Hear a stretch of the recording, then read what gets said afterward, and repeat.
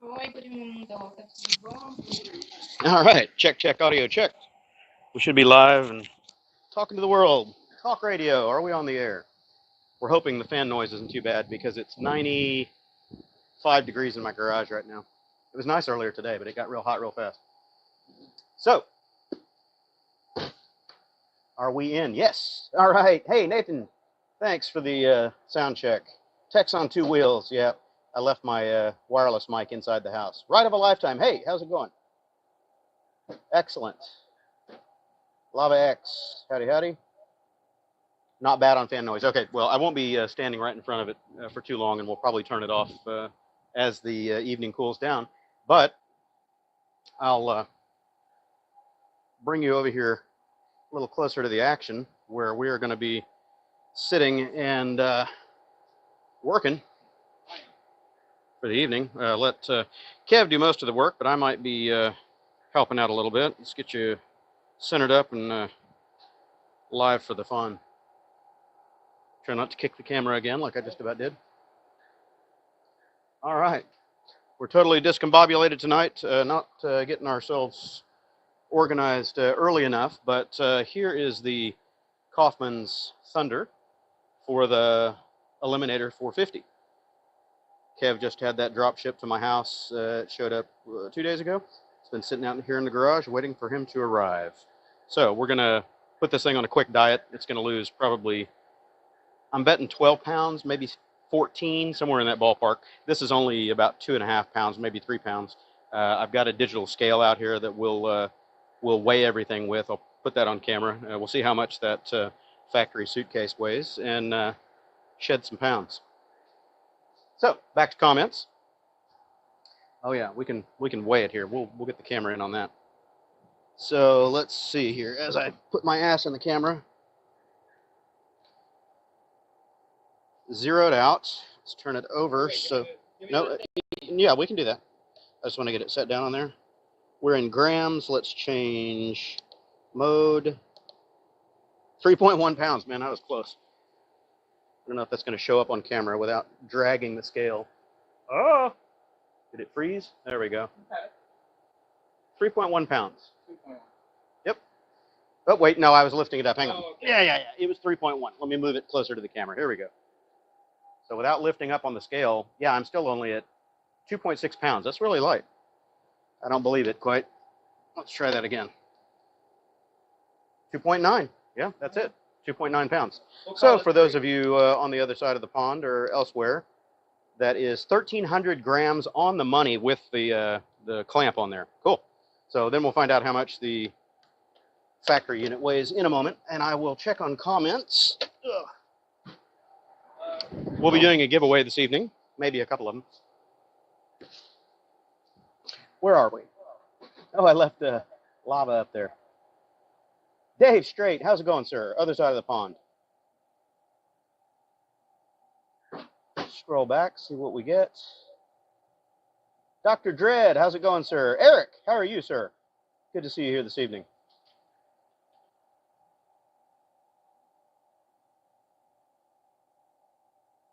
Okay. Didn't notify you. Yeah, I've been hearing that a lot lately. People are saying that they're not getting notices. I think I've been censured by the digital overlords a little bit.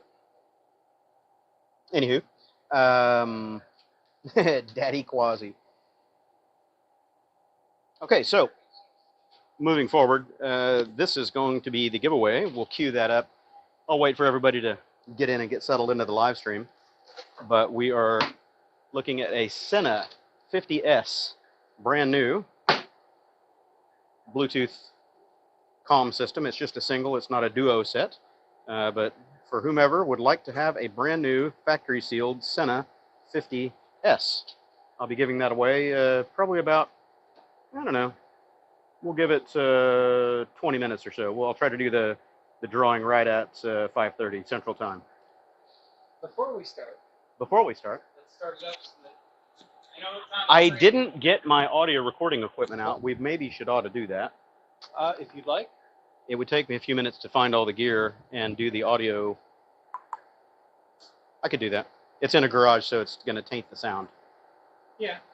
Maybe when we get prepped up and we're just about to pull it off, We can roll it out. All I'm good before now. Yeah, yeah.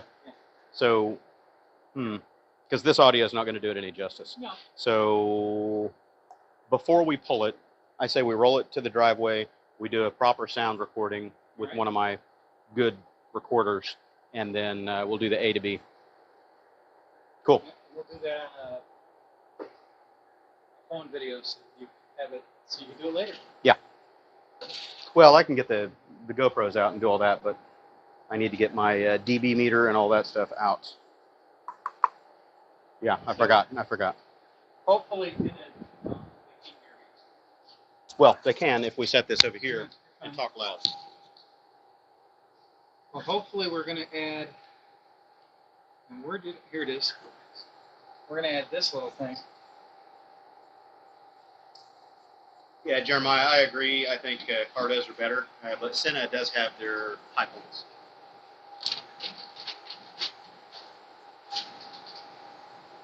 Have I ever reviewed or recommended a good Bluetooth audio mic? Yeah, I use Cardos for pretty much everything. Oh, and Kev is showing the SpeedoDRD.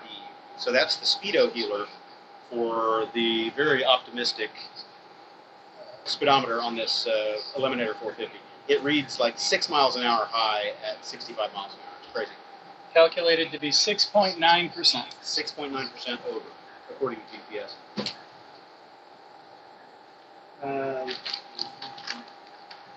Moto BC, yeah, sorry. I usually run these evening time central US, so anybody on the other side of the pond, it's going to be very late. Kevin's going to put some ride on in the tires while he's at it tonight, because he had a flat on his way back from here last time on this bike, riding back to Austin, Round Rock area. He got a flat. Where were you when you got a flat? Just south of Hutto. Hutto. So you're almost home. Almost. And stopped at the gas station to pump it up, and somebody cut the hoses on it. Dave is asking, what other colors does the Kawi come in? It comes in like a grayish color, a white, and Ghost this. gray or something. Yeah, and this. This is the SE, and it's the only one that comes in this orange, black, blue. Best Kawasaki. Alabama Diaz, how's it going, buddy? Best Harley Davidson that they ever made. Derek Frampton, howdy, Derek. How are you doing, man? Did I miss anybody? Did I miss anybody? Bag chase. Yeah, I wish I was closer to. I wish you were further from New York City. How about that? I hate New York City. I did a lot of work up there. Pretty much lived there for 4 or 5 years of my life. It's nice to visit. Wouldn't want to live there. Mr. Somebody, Quasi and Kev. We're going to get looped back. So okay. All right. Where am I going? Okay. So we're going to start prepping up. I'm going to see if I can find my recording equipment. You do that up in your old size bolts, sir. Camera and video. Let me this box right junk.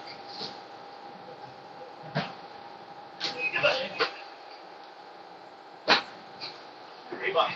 Stuck.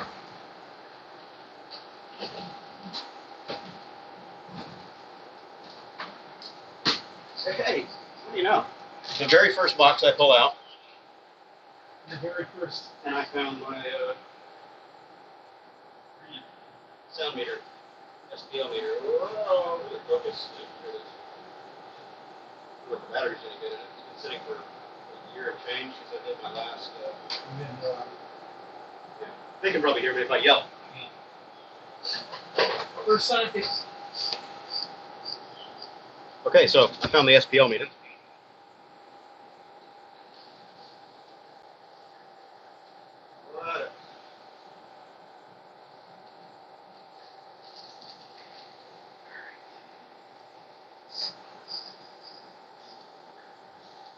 What?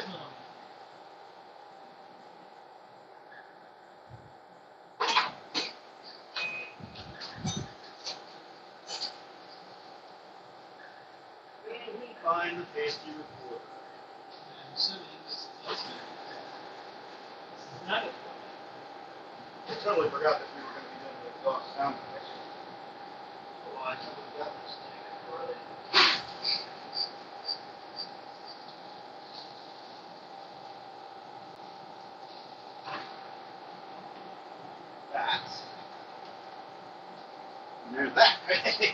found it. He found it.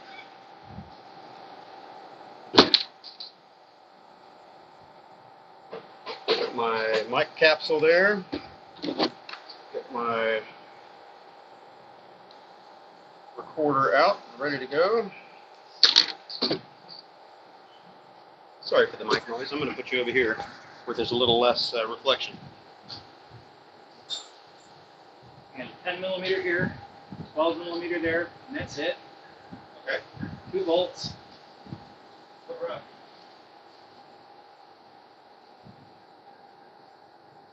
But if we're going to pull it off, you want to do the sound test first? Yes. Okay. I didn't touch anything. Let me set up the mic and all the ways. I have my XLR adapter.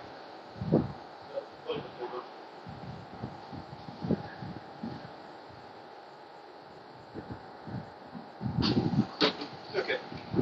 Batteries. An SD card.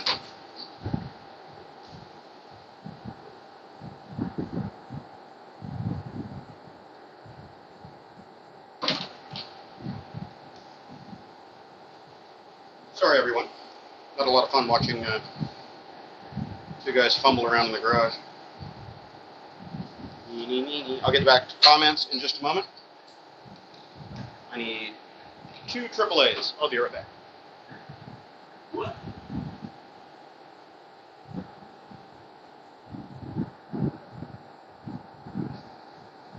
All right, let's look at these now.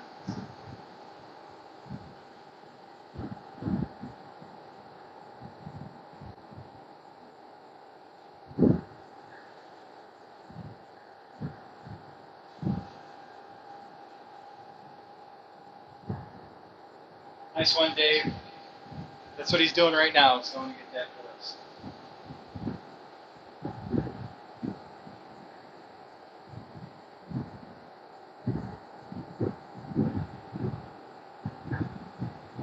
Yes, it was beautiful weather here today, too. 70, about the same, 60 this morning, but 70. Oh, you got to talk to. Oh. Which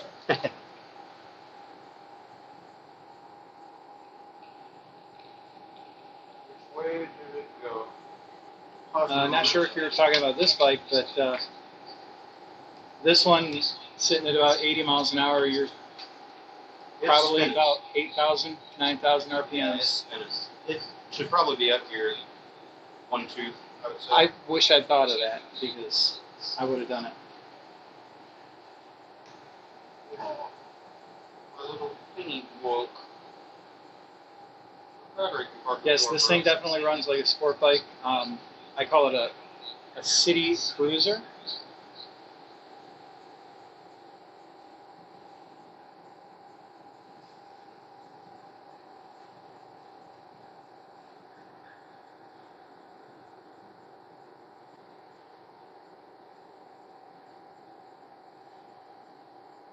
Scrib, yes I do, but not on this bike. It's on the other one.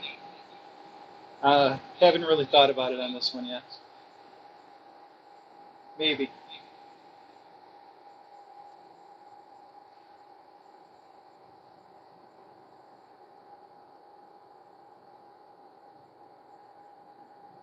Seven hours is only 4 hours further than me. Come on.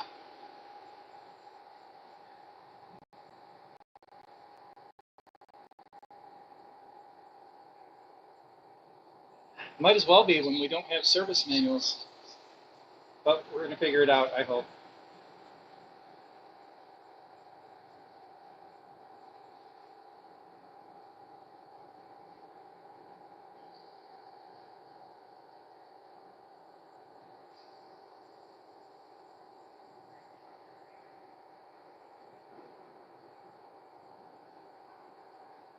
We're kind of caught up. He's running around. I'm almost done. I'm trying to find a way to fix my recorder. This is the recorder. Get my mic over here. Put it on. So this is the audio recorder that was in my backpack when I got nuked by the guy last October on my Hunter 350, and I haven't used it since that time. And I didn't realize that when it hit the ground and went tumbling, the battery door latch broke off of it, so I tried to take it.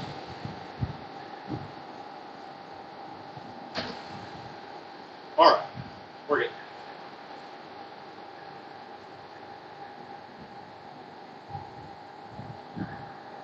Technical difficulties. It's all right. We aren't going anywhere. I could plug it into USB-C, and that would keep it going indefinitely, but mess with that right now. Under the record button, around, and oh, I've got a power button. There. Okay, crash. Let's see if my hack worked. If not, I'm going to use a different recorder, and we'll just move on to this little project.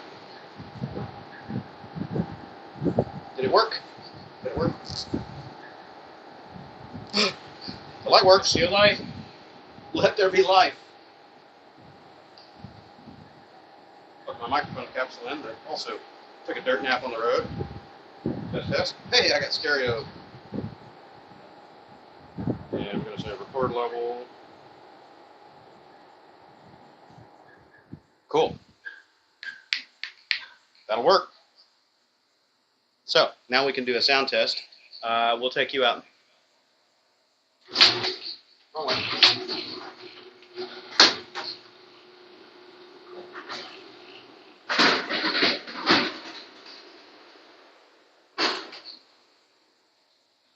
All right, I'll let you roll the bike out. I'll take the camera, and we shall.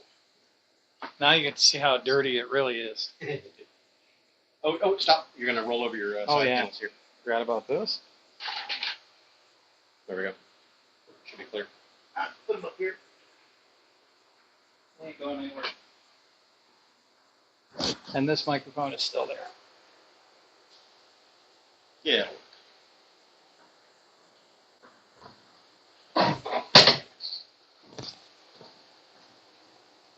That's good. That'll be good enough. We can set her up there and get the microphone set in place. There is no center stand. No center stand. We're on the cross.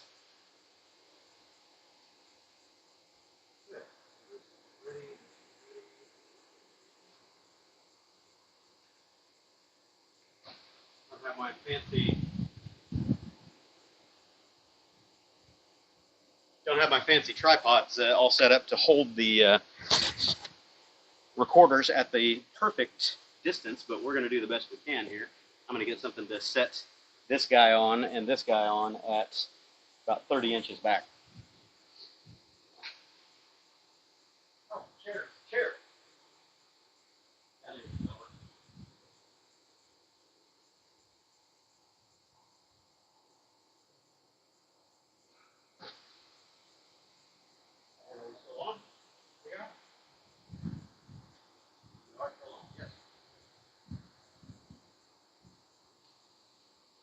Another one? Nope, we're good. We'll just set both of them right here on the chair. Get this set up to record. We're going to tape measure out to be somewhat scientific.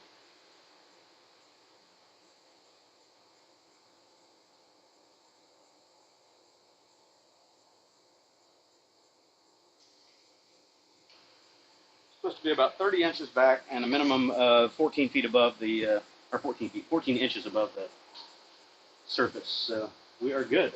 Man, I set it perfect. It's right exactly at 30. As my ass is in the camera, sorry. 30 inches, I'm on the money. Look at that. Looks like I know what I'm doing. Okay then. Let me get the recorders set up and We have a camera rolling behind you too. Min-max. We want slow response. Hang on a second, let me get the camera for the recorder going. Check, level check. Okay, I'm going to get this rolling. I got one rolling back there too. I'm going to go to the video. Where's the video? Not giving me video. There it is. You got one over there? Okay. An impromptu sound test and DD test on the 2024 Kawasaki Eliminator 450, 500, whatever you want to call it. We're doing a pre and post because that big suitcase is coming off of there. We are installing a Coffman Thunder on this as soon as we do the sound test. Fire it up.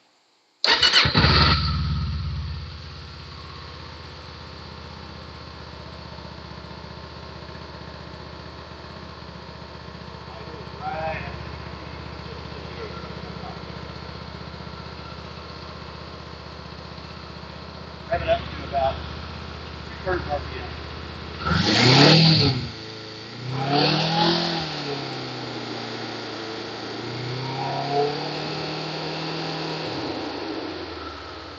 A couple of red lines there.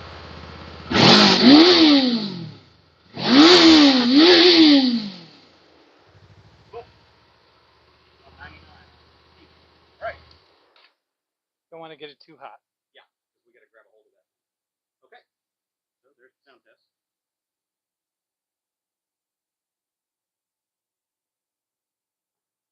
Cool. Shut this down and get ready for the next one.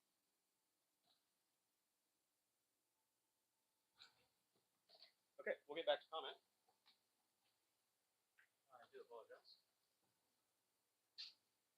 Very amateur, sophomore-ish attempt at video production this evening. Our video guy couldn't make it. Yeah. Our key grip canceled on us the last minute. Friggin' union labor. Okay then. She's she's not too hot. We can manage that. Fine. Okay, back to comments for a moment. We're going to dim the lights in here a little bit. That's why they make gloves. Speaking of gloves. Okay, sorry everybody. Let's see what we got. Yeah, the exhaust is scraped up. I was going to ask you about that, Kev. What'd you do? Was garage damage? I have no idea. He doesn't even know where it came from. He didn't drop it, so I don't know. Alabama, yes, I do miss the Infield 350, and I only got to nice Kawasaki. I only got to ride that thing one day with Coffman Shorty. Oh, they're not even that warm. All right, I'm going to start disassembling this. All right. If I had extra cash laying around, would I replace the Hunter or grab an Eliminator? I would probably do another Hunter or maybe the new, what's it, the Gorilla 450.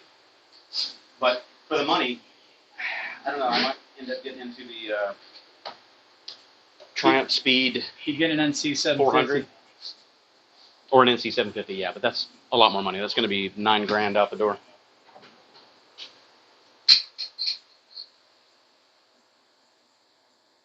We're getting a little bit of reverb because this tablet over here, you can't turn the volume all the way off. It's annoying. Okay, trying to get caught up. I'm gonna fart when they get done. No, actually, the Coffman sound really good. Really good. Didn't see me as a sport bike rider. Well, I used to be. I grew up racing pretty much every flavor of motorized wheeled vehicle you can imagine, from karts to motocross to supercross to hard enduro, and then I got into superbike racing, track racing, you know, proper stuff for a few years. So I've done it all. But Would it be this easy? I lost my taste for fast sport bike riding when a buddy of mine got killed right in front of me, and it's not a good scene. It's something you can't erase, you know. So yeah, we need a backer. No, it's captive. That's good. Should we get here? I got it. Back. So now Not even hot. Nope. So now I prefer to take the slower road. I'll still get out and carve it up every now and then, but I don't put those on video. No more knee dragging, elbow dragging for me.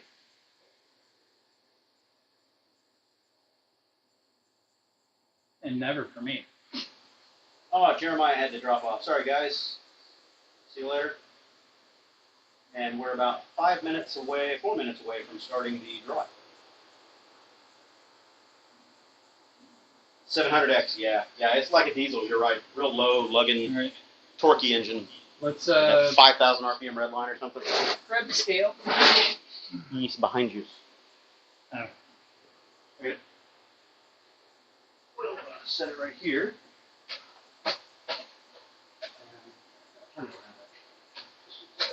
Yeah, that'll work. There we go, okay. And it should set flat. We tear.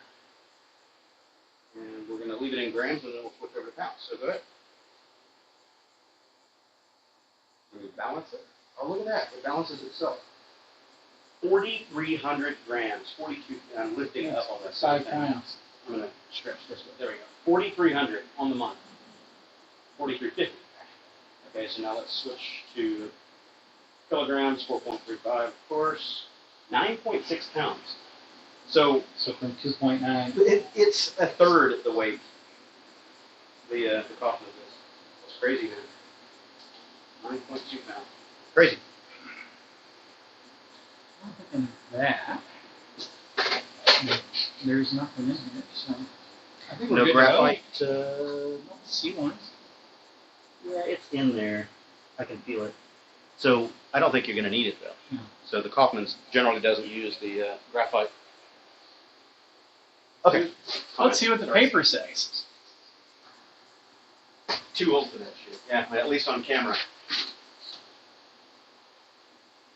I'd love to get back out and do a track day, but I'd have to reinvest in all the gear. I need all the leathers and, Snell racing helmet and all that, because you can't get out on the track without that stuff these days. And a decent set of leathers is going to set you back $1,400. All right, and that's without pucks. Can you hand me the exhaust? Hey, echo. What? Hand me the exhaust. Mm-hmm.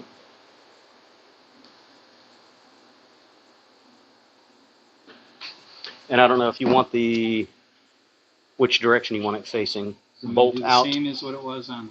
Okay. Yep. Nope, you don't want to do that. You want to put it on first. Why not? Okay. I'm loosening it. All right. I'm just making sure. So that.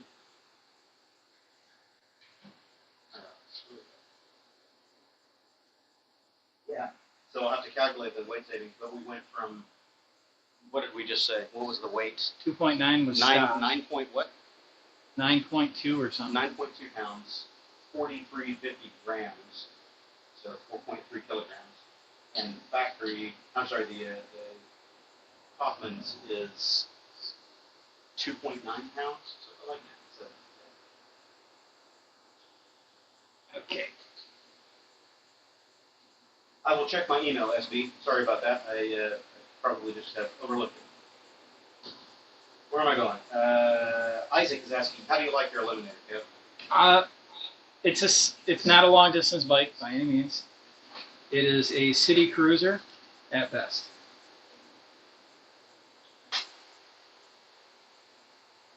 Yeah, I thought it was actually going to be heavier too. I was figuring 13 or 14 pounds, but 9.2. It's just chuggly. It's a suitcase. Tim, how's it going, Tim? Great to see Kevin's well. No bids in 6 months. Hey, I've had a rough life for the last many weeks, few months. Another discussion.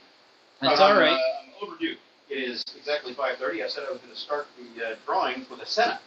We got 54 people in here. Somebody just dropped off. They're lost. Tough shit. So, again, I'm holding to the wrong camera. I was about to hold it in front of the tablet like a dumbass. Here is the giveaway for tonight. A Sena 50S, trying to get the glare off of it. Brand new, factory sealed. Best of luck to whomever wins it. And I'm going to put a full screen up, because Oh, really? I might be able to do it side by side. Anyway. The name of the game is, when you see the hashtag come up on the screen, I'm going to give everybody about, we'll say 10 minutes to type it in. You have to put in pound sign or hashtag and whatever the word is, and you've got to get all the letters in there No spaces. It doesn't matter if it's uppercase, lowercase, whatever. And don't spam it up, you know, putting it in 20 times. It's only going to count you once. So here it comes. This thing wants the bolt or the clamp behind here instead of in front of, according to this. It's okay. As long as it doesn't hit the, as long as the Yeah. swing arm doesn't get into it. It's all right. You're fine. That's different. Glad I read that. Yeah. That is odd. It says not in front of the foot peg mount. Okay. Well, put the bolt through it and tighten her up. Okay. I'm going to try to switch it over and not screw anything up here.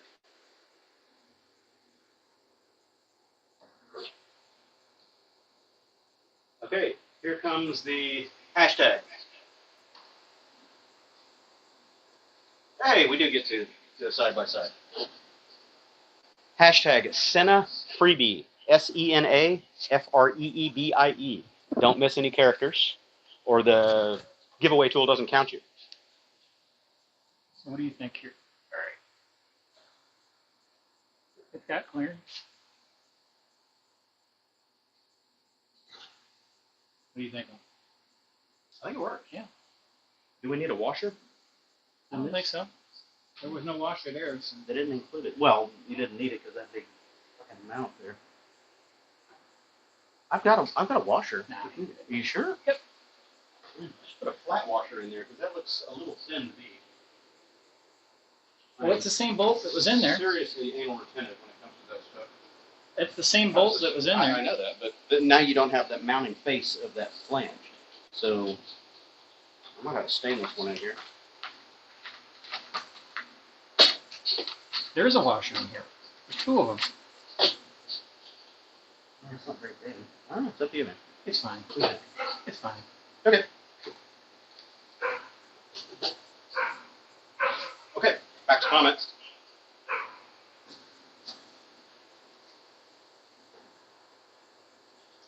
Oh, God. Seeing that eyesore factory chip yo, hell yeah.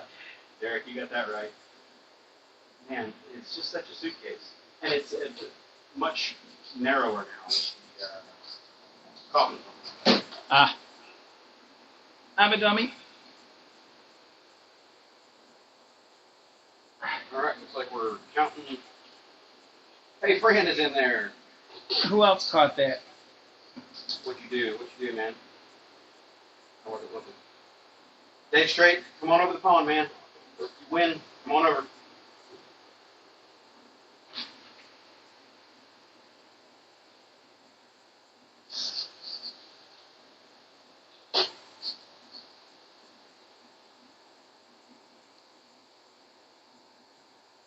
Used the wrong bolt. It didn't look right to me. Where that came from? Oh, it came from the other thing that we took off right here. Yeah. Yeah, that looks better. That looks better. That's not offending my OCD. Because I remembered the smaller one was on the back. Yeah.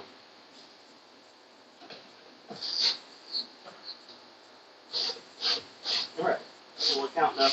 Can't see on that screen how many there are. It's got 17 entries so far. Only 17 of you are interested in a free Sena headset? Come on. 52 people watching. I've only got 17 counted entries so far. Of course, they use a different size bolt.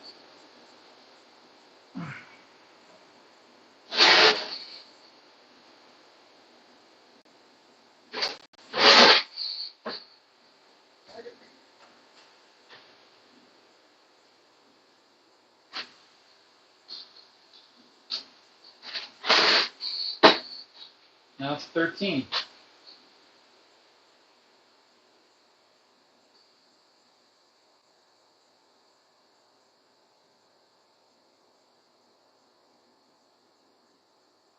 Coffman Shorty Exhaust has a three-way silencing setup pre-installed. Depending on your application, you may want to remove the sound suppressor and or smaller core. There are many areas where decibel levels are strictly enforced.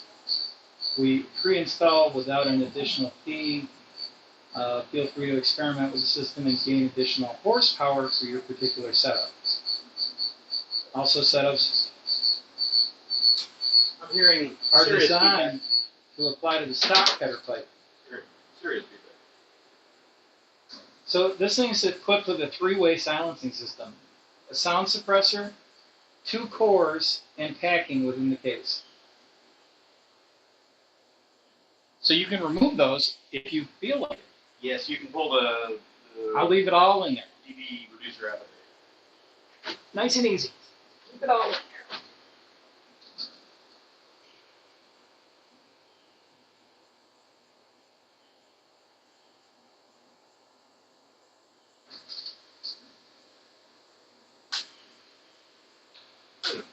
Hook up to a headset for this stupid tablet so I don't get feedback. It's very annoying.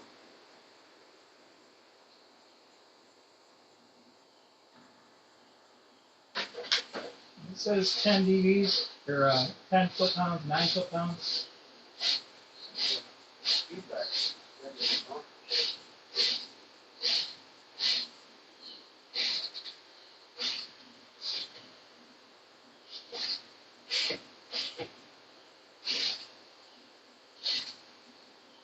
Leave the drawing up there for about 3 more minutes.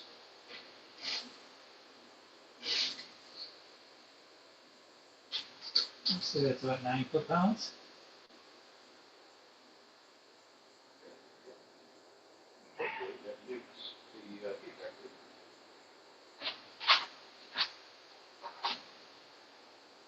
Dave Street for the DB killer and crap. My son is running the shorty on his 500F open, and it's noisy.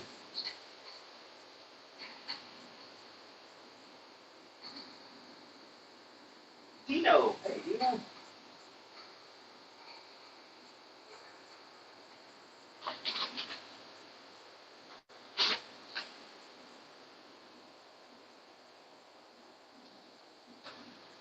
All right. Cool. Now, we'll get the silver piece back media out.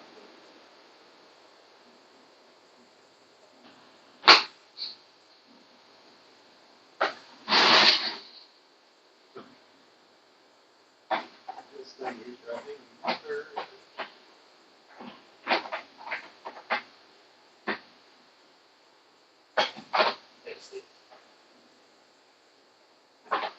Easiest exhaust I've installed in a while.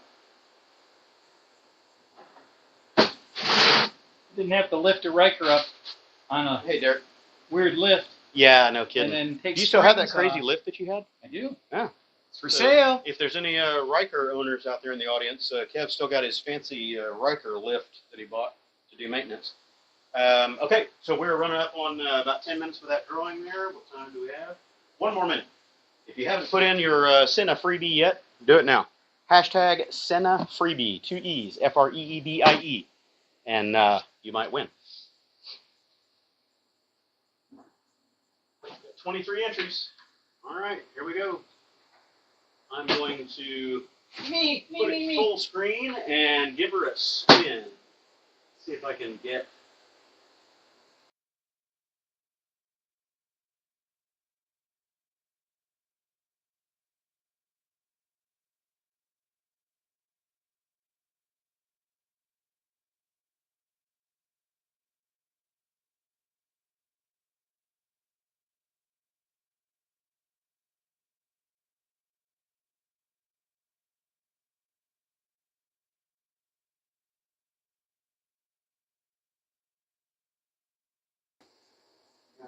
All right. So Pedro is our winner. We still have audio, I hope, now that I've moved the mics and the screens around. So we're bolted up. You're already done? Done? Cool. So Pedro, send me an email at QuasiMotard@gmail.com. Send me your shipping information, and I will get that out to you pronto. And I still owe a couple of people stuff that I said I was going to send them, and I never sent them. So if you're tuned in tonight, please accept my apologies. Life has been a shit show. Those things are still sitting with your names on them, and they will go out.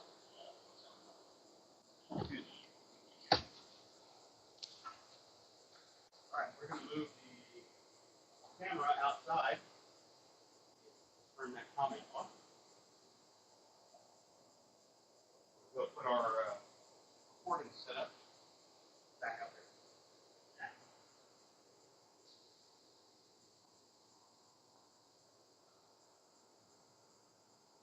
ourselves back out here where we were. I'm going to go full screen on this guy.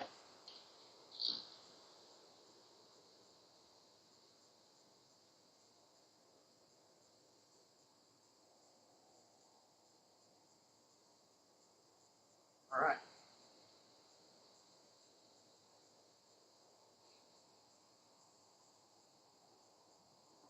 That looks so much better. Oh, yeah. Oh my God, that looks so much better.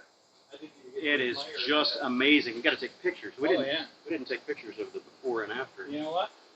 We need to done it now. I'll stick to this and do the pictures. We're gonna go to photo. You do yours, I'll do mine. Come on now. Forgot to do the before and after. Oh, it's much better. Are you a green exhaust guy now? Okay. Somebody give me an audio check. I'm hoping I didn't script the audio. Still good? Clean looking exhaust. You got that right, man. No more chode. I call them chugly. Chunky ugly. Mike, is Mike good? Check, check. Audio check.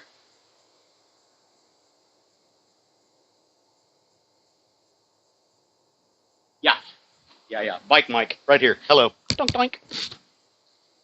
Okay. I'm gonna measure off 30 inches. Let's see if I can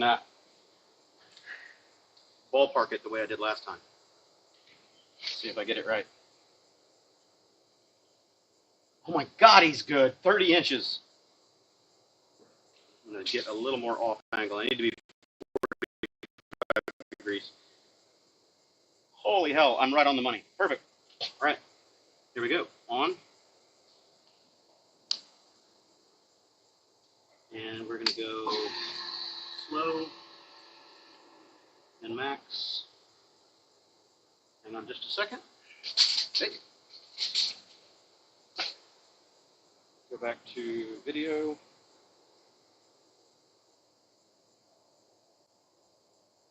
Audio sync. Oh wait, I didn't start recording here. Audio sync. Okay, so the Coffman's Thunder is now on the bike. The factory suitcase is missing in action, thank God. And we're going to fire it up for the first sound test. See what she does. Louder. Yeah, definitely. Louder.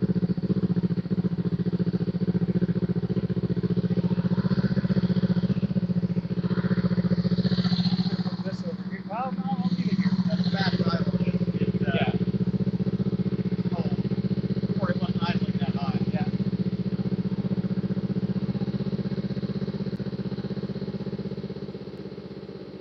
Ready to.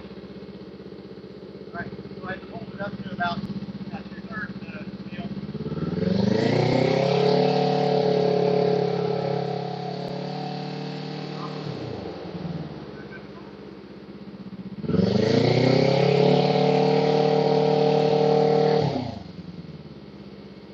Idle a second, give it a red line mode. Sounds like it's cold on a fast idle.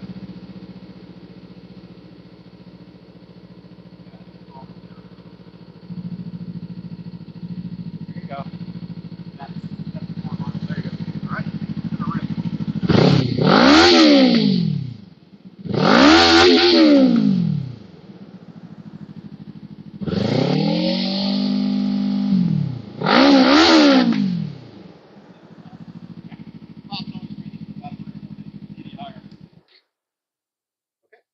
Definitely better. Yeah, she sounds like a proper bike now. Yeah, and that's with the DB killer in there. It's almost as loud as yours without it. Okay. So back to comments. Sounds good. Yeah. No. Hold on. Did you start recording again? No, I didn't record. Oh. I'm still recording. Oh, you're setting the mic down, I guess. Right down the street? Yep. All right. Well, let me get you. No gear.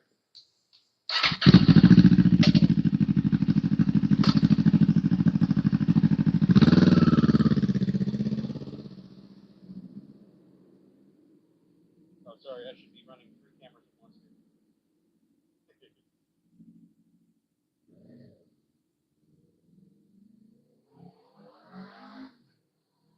Yep, sounds good.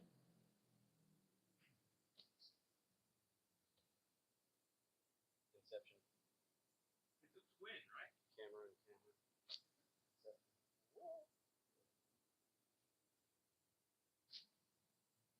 Yeah, parallel twin, just like ours, 180 degree. I'm sure that the neighbors are loving us. It sounds good. It does. It sounds so much better than that factory exhaust. The factory was just terrible.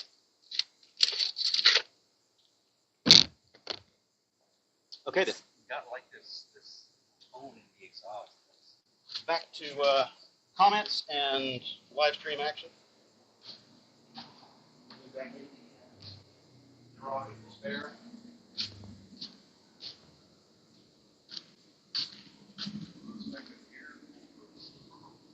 Round 2 of the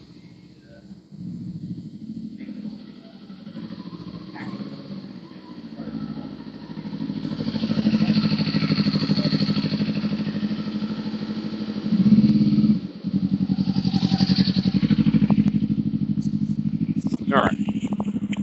Well, let me get the chair out of the way. Okay, so back to the garage of despair. Kevin's going to install the SpeedoDRD on there. We hope. We're not sure what's going to be involved in that. It might be a whole lot of work because we might have to open, pull the tank off of it and do a bunch of stuff. We'll see. It sounds like a motorcycle now. Cool. You can definitely smell it. Oh yeah, it'll burn in. They have a funky smell for the first hour or so. Oh, yeah. But the nice thing about them is they don't have any packing material in there. It's all mechanical baffle. So we don't burn any of that.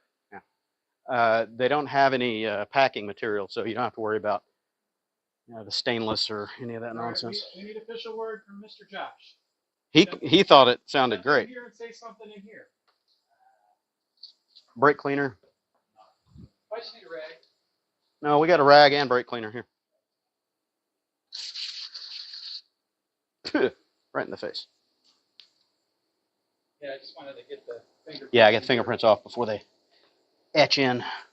Luckily, this is it's a ceramic powder coat, so it doesn't discolor like a lot of metal finishes do. There you go. Yeah, it's nice. It sounds nice. Yep, sounds very good. Very good. And it's so tiny. That's okay. What she said. Comments.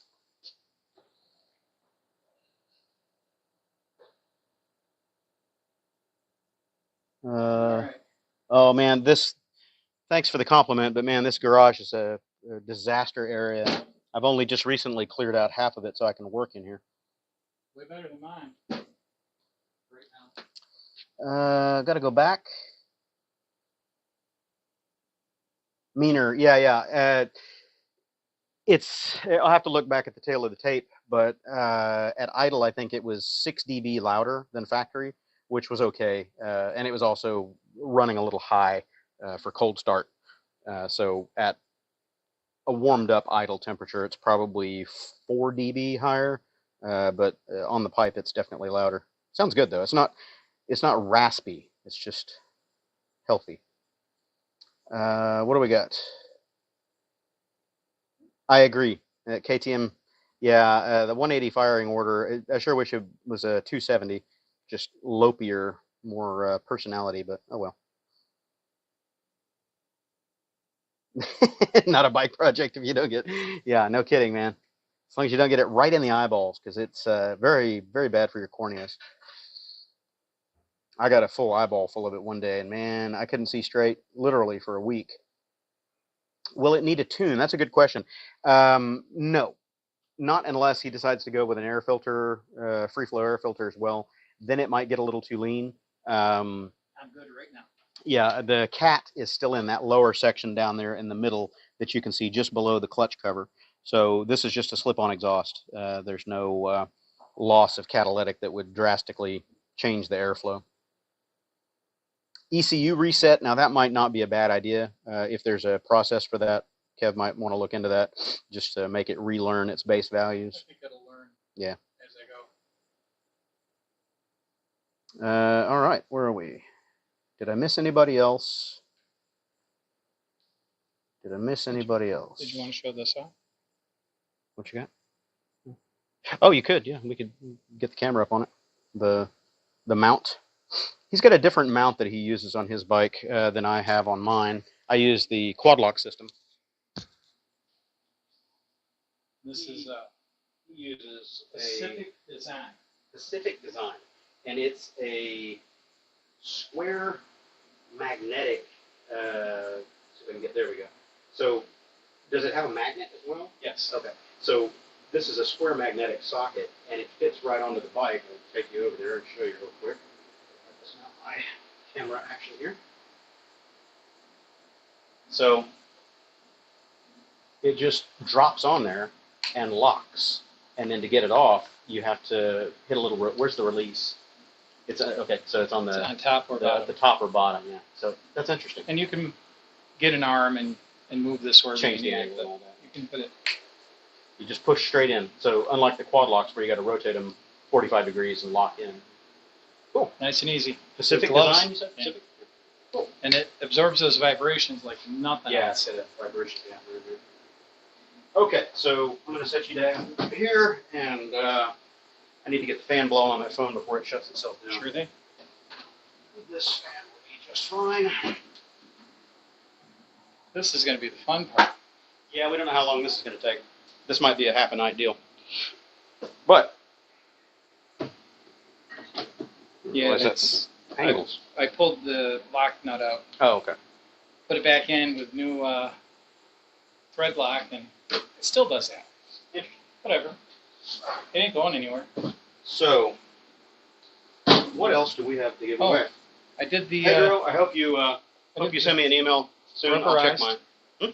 I rubberized it. Oh, did you? Yeah, I used I see that. that. The grip tape. Oh, grip tape. Yeah, that's cool. Not enough to really give you vibration reduction, I would. No, it wasn't for that. So yeah, Pedro, I hope you send me an email. I'll check for that shortly. When the live stream is over tonight, I'll make sure that I get your info so I can ship you your new Sena. And I am clearing some space over here in the background. I need to get into my giveaway bag box. See if there's anything else that I want to give away today. You need any writing gloves, Kevin? No, I have plenty. I do need a slight, small flashlight, so. Oh, I'll go get you. This is going to be fun. I've got some Riker swag here. Do we have any Riker viewers in the stream tonight? Do you have any Riker owners? If there's any Riker owners, pipe up now, because I'll put something on the giveaway block here. Maybe a twofer, 2 things in one bag.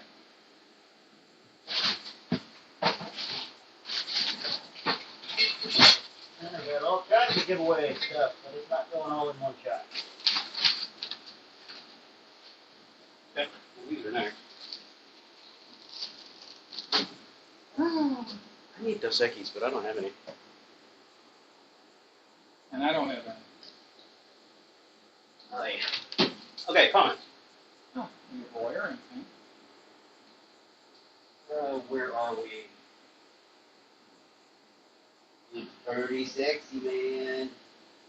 Hey, if somebody can find a service manual for 2024. Talk that way. He's looking for a service manual for this bike. For a 2024 Kawasaki Eliminator SE that I can download, that would be great.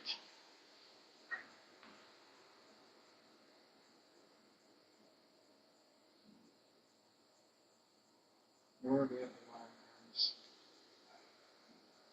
Red, Cool. All right. positive signal ground. I'm not seeing any new comments coming in. Are we persona non grata now?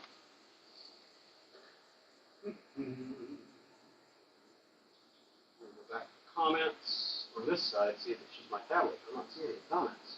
Nope. No comments. All right. Well, Sound check. Can anybody hear me? have it stop. Have it on Five email. 56. Yeah. So Yeah, that's new. There you go. Yeah, no, he was talking about that manual. So, no Riker owners. All right. Well, comment check. I see comment. Comment. Check. Oh, this is for V-Strom. Pedro. Oh, two popped in at the same time. Pedro. All right, excellent. I will get your box out to you. Send it Tuesday. Probably it'll either be Postal Service Priority Express, or I might do FedEx 2-day or 3-day, something like that. Depends on who's going to really get it to you. You know, depends on where you are. Mark. Hey, Mark. Howdy from this side of the pond. Hi, Mark. Dave Straight. He's over there on your side, Mark. Scrib. Hey, Scrib, man. Hi, Script. All right, just checking, making sure everybody's still in there. Robert Carrington in there with the comment check. Gotcha. USPS, hell no. Yeah. Well, the only thing I'll ever send USPS is if it's Priority Express, because then at least you get tracking. If you send anything untracked, yeah, good luck, man. They're either going to steal it, take it home with them, throw it under the truck and run it over, toss it down a dumpster somewhere. They're terrible these days. And it's supposed to be mail. That's mail fraud. $10,000 per article. Why is it not punished? I don't get it. You know what? No way. When do I want to come and ride the Grom? Man, that's a good question. I might have to come out that way. It's not latched. Okay. I don't know. I'll hit you up on that, Eric. It'll be a fun little road trip. I'll ride one of my mini motos out there. I need your opinion on this. Uh-oh. Bring the camera. Okay, I'll bring the camera. What do we got?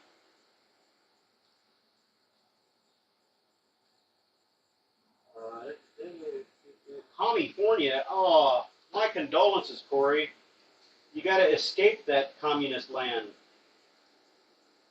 So what bikes does Kevin have? Kevin has this 2024 Eliminator and a 22 ADD 150. The one that I did the video on my channel where I picked it up and reviewed it. Okay, so government can't do anything. You get that right. Well, the one thing they can do right is take our money, and they do that very well. They're very efficient at that. Bring the camera over. Okay, gotta bring the camera. I want to I'm going to get another show camera. you what I see. Let me get another camera in on this action. Where's the little phone? Left it on the chair.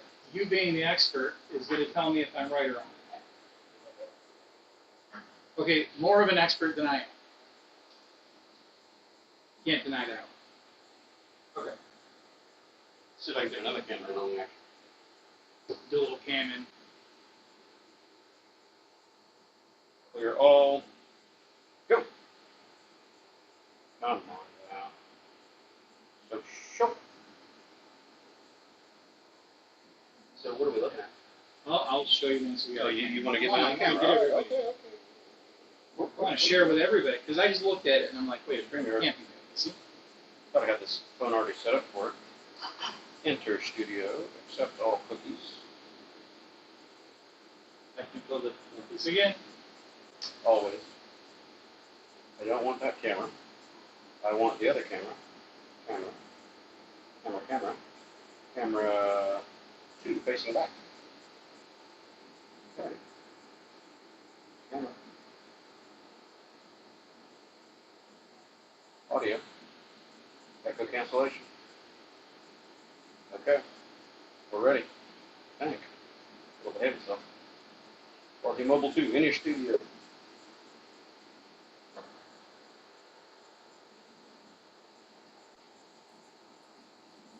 All right. There we go.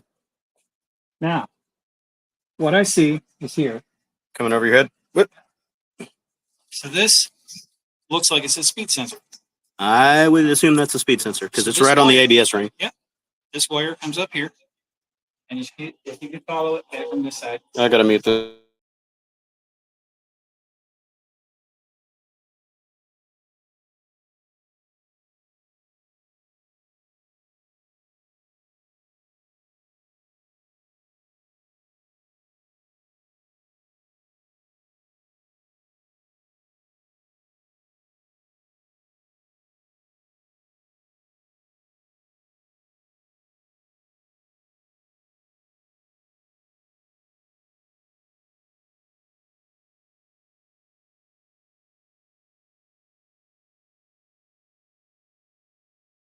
Turn that down.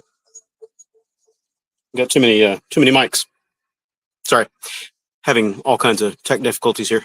So what we're saying is this is the speed sensor hookup, so it'll be real easy. Yeah, that's definitely the line. So yeah, I mean that's the guy. So is the Kawasaki getting its speed pickup from the front wheel already? That's the real question. Yep. The only way to know is lift it and spin it. Is that what the instructions on this? It doesn't say anything. It just says. Oh, okay, great. So the SpeedoDRD didn't come with any. Because this is a new bike, they don't have any information. Is this it? Yep. SpeedoDRD.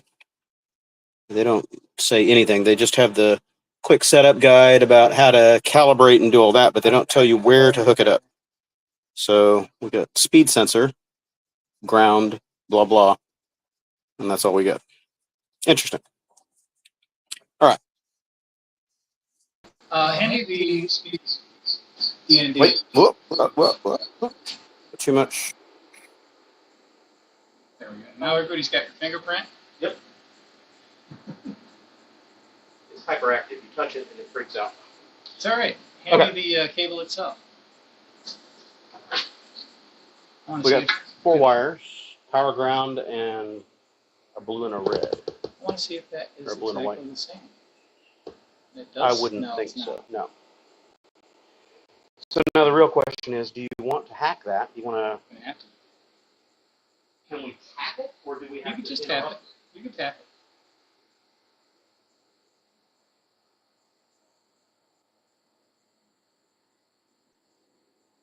We're going to move the mic. I'm going to take the seat.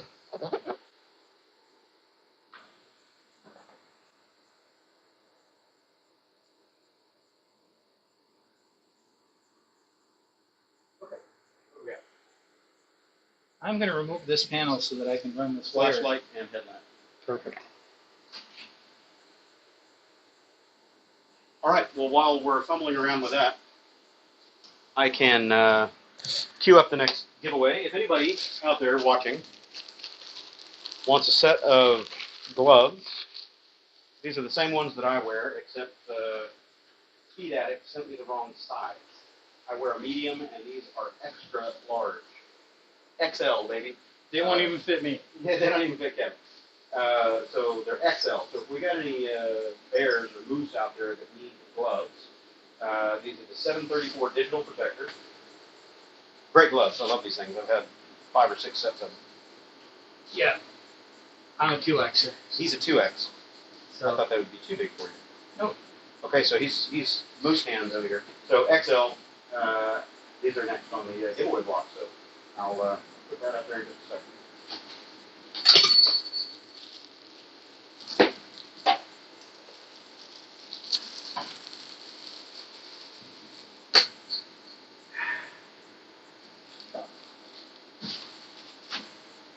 What do we got?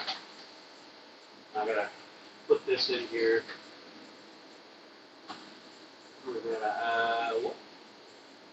Yeah, sorry about that. I was messing around with the audio, trying to get rid of the reverb, and I managed to kill the mic of the one that I was using. I do apologize.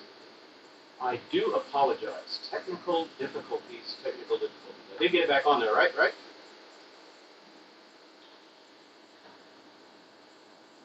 Okay. So the back one. All right. Look There at you that. go, Derek. That might be you.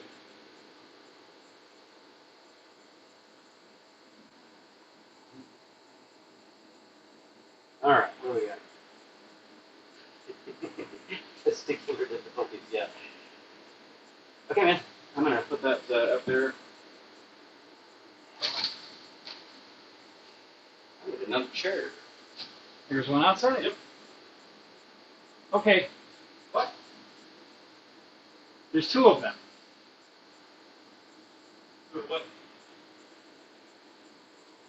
Speed sensors. Yeah, there'll be one for the front and the rear. Yep. So that's my question is, are we getting speed sense from the front or the rear of the bike?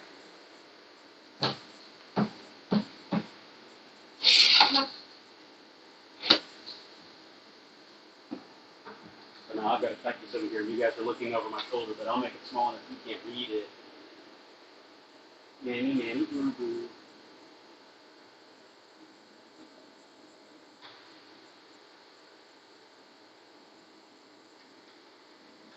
Unmaximize that.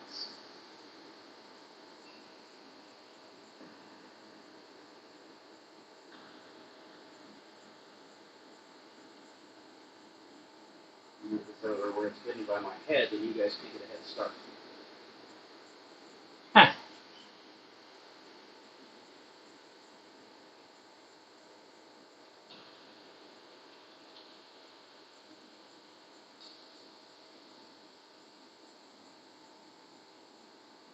Now I have a way here. Cover it up, you guys can't see it. Now you can see it. Alright, here goes. There's your hashtag if you want some gloves. Olympia, Hashtag OLYMPIA. like the city? How they spell it, I don't know. Olympia. And if you don't have extra large hands, probably shouldn't get into drawing. No, if you do have extra large, don't get in. You just gotta have large. I'm a 2X. Yeah. Okay. These are XL. So I don't know what the measurement guide is and all that. What? Here's the back one. So this definitely goes from there into here. Okay. Yeah, I I'm wouldn't. just trying to figure out the wiring still. Does anybody have anything online about it? Oh, it's just on the paper. I'll read the manual.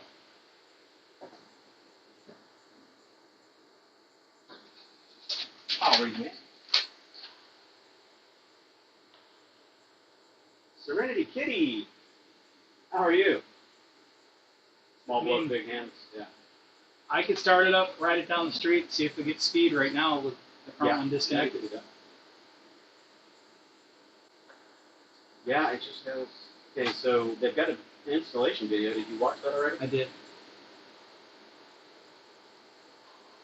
Yeah, it says unplug and drive the vehicle 10 miles an hour. Speedometer should read 0. Right. Well, So it's unplugged in the front. Yeah, just one at a time. So your milk. Setup tool. I know how to set it up.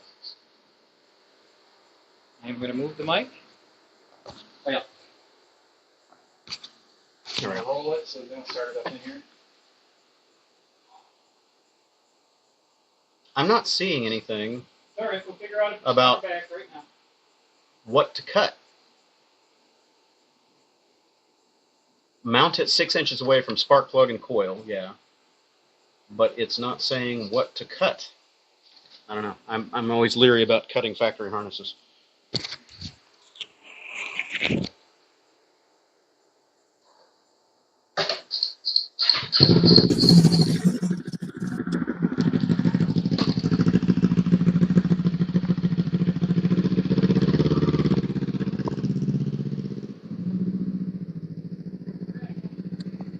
Zero? Oh, it's the other one. Yeah.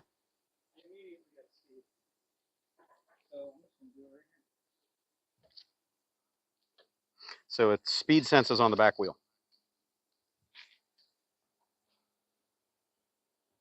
Okay, so speed sense is back wheel. He started rolling and it was definitely getting speed. Oh, I'm hungry. Shouldn't be hungry. We ate. We went to Nando or Nandu. What is that place? Nando's. Nando's peri peri chicken. Pretty good. Okay, we've got 9 people that want Olympia gloves. Anybody else? Last chance. This mouse is not behaving.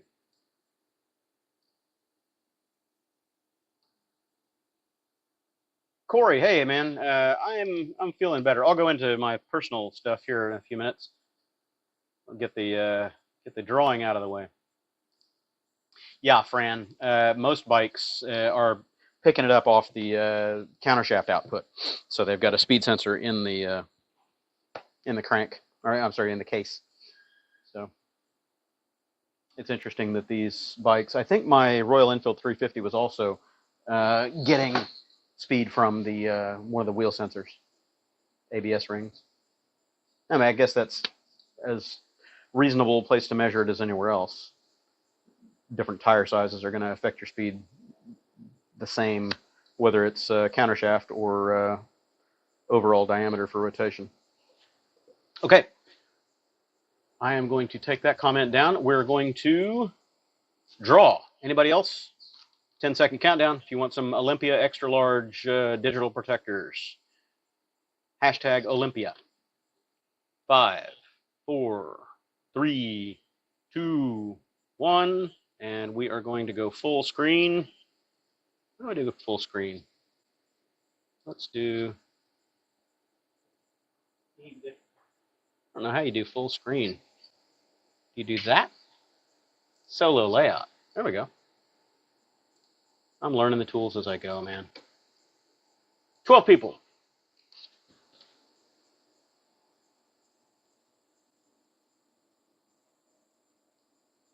Who's the big hands? Derek! Hey, he was the first one that said, Derek, you said you needed those. They would fit you.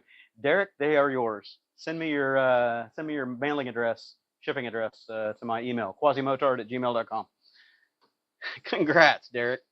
You've tried to win stuff several times, and it always skips right over you, so you finally got it.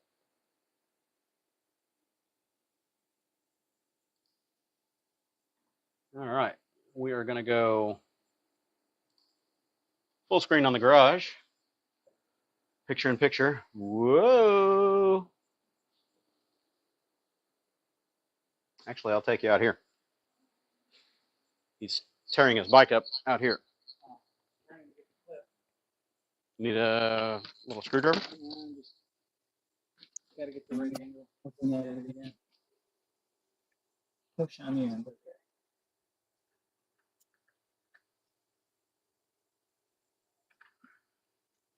My fingers aren't long. No comment. I get some little needle nose for a thin flathead to stick in there.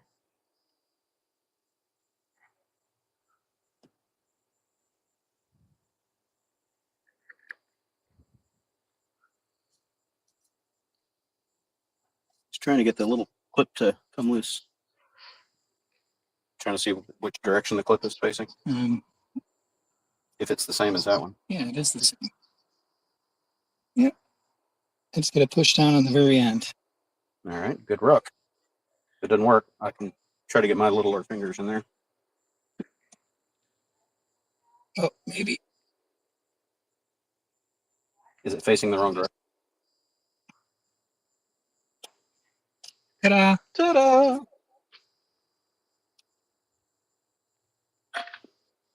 Now let's test. Okay, so now roll it down the driveway. Got it? Now with both off, I should have 0. My moto stash in the driveway here. That's what's normally sitting in there.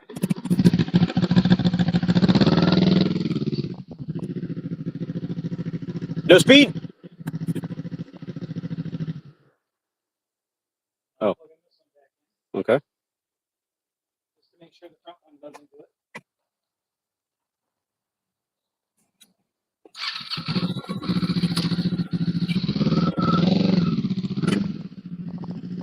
That's it?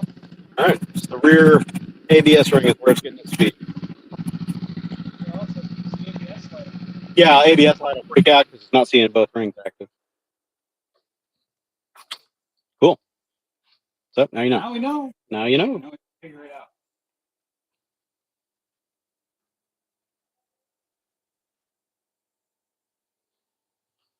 Roll it back in. Yep. All right, comments. What have I missed? Sorry, being a bad host. You don't need a factory service manual. No factory service manual needed. Well, that's the, you're going to have to interrupt it, I guess. So cutting it, I'm always super leery about that, but it's up to you, man. Derek, so the answer is we're installing, or he's installing this Speedo healer to fix the overly enthusiastic speedometer on the Eliminator because it's reading 6, almost 7 miles an hour high at freeway speeds, like 75 miles an hour. It's reading 7 miles an hour higher than it's really moving, according to GPS. So what this is a pulse converter. So it basically skews the number of pulses that are being sent back to the computer. Thanks for tuning in, buddy. Alabama DS. MMC is asking, how do you like the bar end mirrors compared to the originals? I would ride this bike without anything but bar end mirrors. Bar ends are the way to go. If you can afford the physical width, that's definitely the way you want to go, because the problem with most of these bikes, especially Japanese bikes, is they're so narrow. They're made for little bitty people, and Kevin is a big dude. He's a bear, so all you're looking at is your shoulders. You're staring right here into your pecs, so you can't see anything. You gotta crane yourself sideways to. Right here. Yeah. That's all I saw. Yeah. So having the mirrors out here further really makes a difference. And by the time you add mirror wideners and you're lifting them up and coming out further, you're still sticking out as far as these, and then you don't have the ability to fold. So these CRGs, we love these things.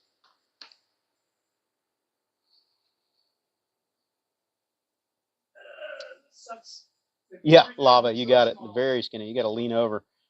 And Kevin's a big old boy. Hopefully not for long.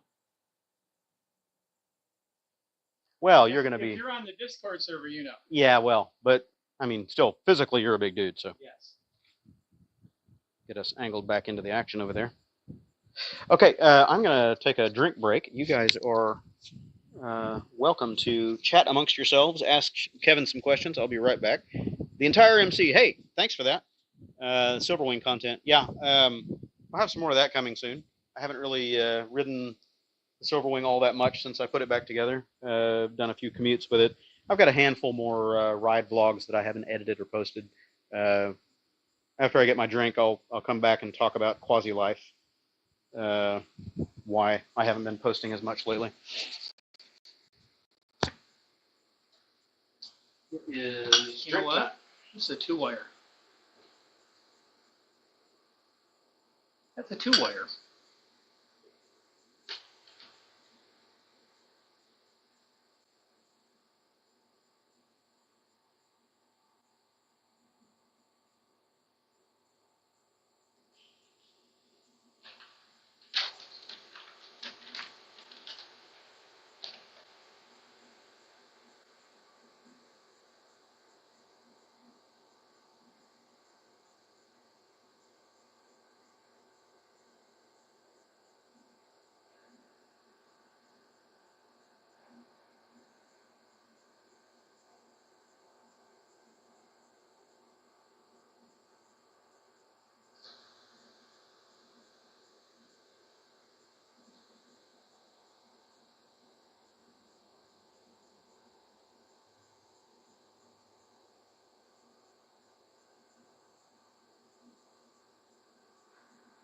Quiet, I'm sorry. The reading.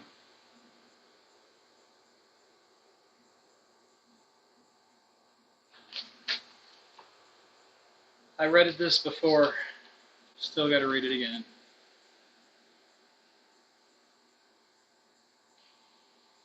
About programming, don't need any of that.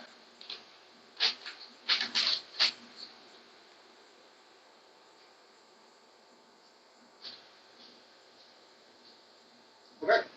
There's a 2-wire. 2-wire and a ground. Mm-hmm. So you're going to have to feed it power from somewhere, I would assume.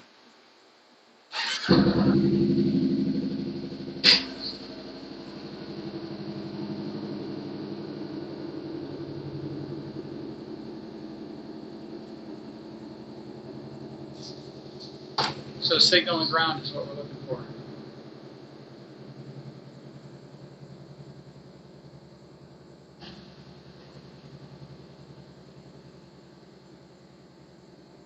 Okay.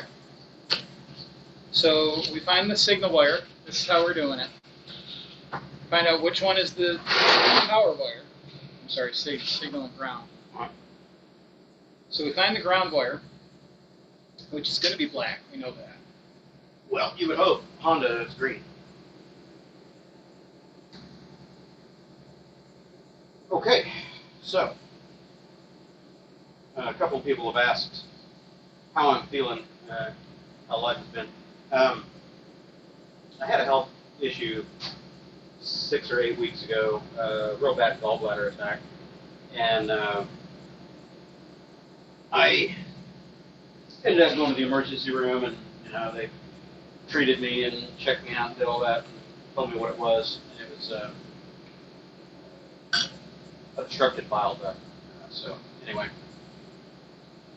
that kind of set me back. I had to do a whole lot of nothing for several days to get reacclimated to my new condition and what I can eat and what I can't. I haven't had any procedure done for that yet. It's going to be laparoscopic surgery to fix my pancreas, or not, my gallbladder. So, anywho,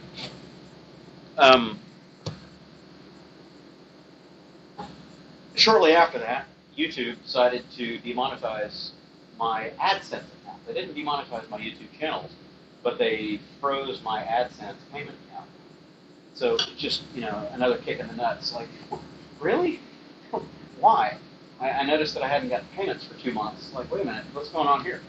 And I logged into my AdSense account, and it said something about account has been flagged for low quality content.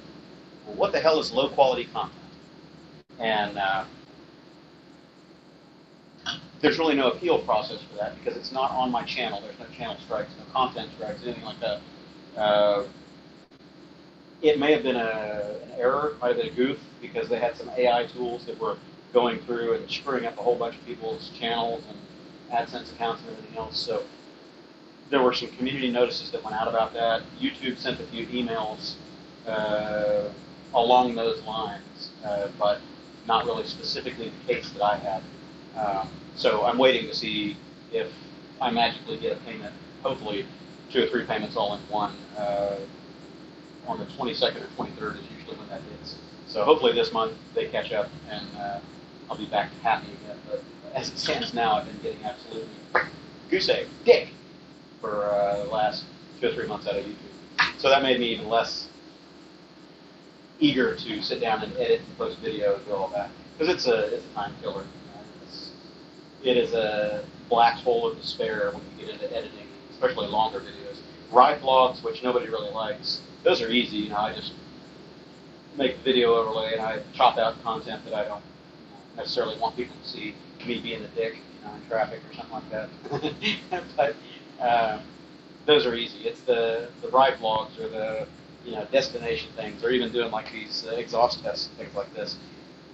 There's a lot of editing that goes in that. It's hours and hours and hours and hours of video, watching over and over again to get it right, sync everything up. But when YouTube is getting paid for that because they're throwing ads in there and they're not compensating me, that's slavery, man. That's indentured servitude. That's not cool. We'll see if it sorts out. We'll find out. Anyway, back to questions, if anybody's got questions. Lock him out. Nobody likes the ride vlogs? Hey, Derek, you and a handful of others have always said that you like the ride vlogs because it lets you just, kind of zone out and see the city and all that. I just use them as kind of rolling diaries, like a daily diary. And I thought about doing them exactly in that format, daily diary, moto diary, whatever. And just whatever's going on, that's the diary vlog of the day. And that's kind of how I just put out current events and what's going on and, my upcoming ride plans or some kind of a project plan. Because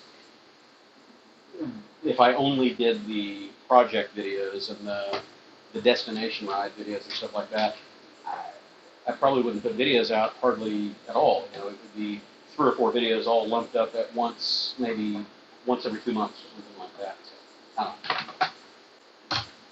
I enjoy just chatting and keeping in touch with everybody. That way they can ask questions or whatever. And hopefully, people are commenting and making it bi-directional. Because me just talking into a microphone and sending it out there to the world, that's message in a bottle. Good luck. Dan, hey, a lot of people just bitch. What are you doing? This guy just talks all the time. Just talks all the time. No, I edit out all the stretches of video where I'm not talking, because a vlog, video log, that's a chat, talk, right? Kind of in the definition of a vlog, is it not? So people go, dude never shuts up. Change the fucking channel.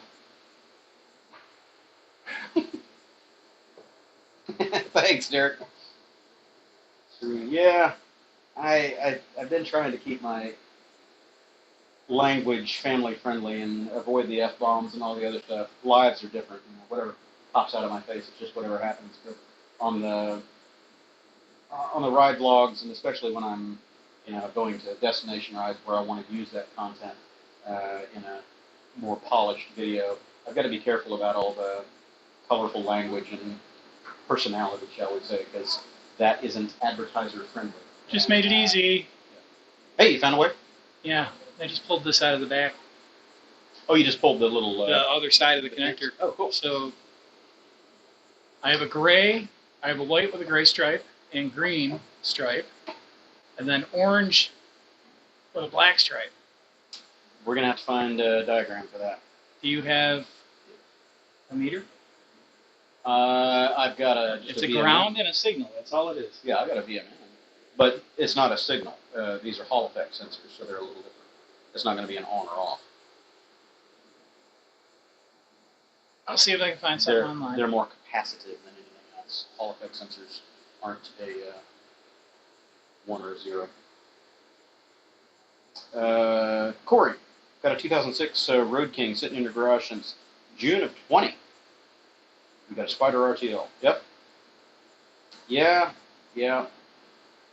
Spider RTs are nice. I like the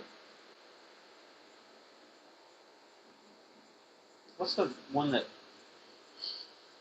your buddy up there in Austin? He's got a TC. Yeah, he's got a. Don't say that. That's what you were nicknamed. Tom. Tom, yeah. He's got a new Spider, a 24. Did he get the RT, the big boat, or did he get another? What was the other one? The RS. RS. He got the RT, not the Land and the Siva. Okay. Yeah, they're nice. They're nice. They're road sofas. They're almost like gold wings, but they don't lean. Good stuff. Dude never shuts up. You got that right. Isn't that the point? Right. That's the point of a vlog, right? You're talking. What kind of vlog is just rolling and listening to wind noise? That's not a vlog. That's an ASMR ride. Totally different. And the ASMR videos that I put out, nobody watches. They get absolutely no viewership at all. So nobody's not interested at all. I'm going to show the wires to the camera here. Oh. So, get the glare off. Okay. So we got to find pinout diagrams or wiring diagrams for this and figure out what he needs to plug into. I was keeping the bike in frame. I'm not important. So I scooted up. What do we got?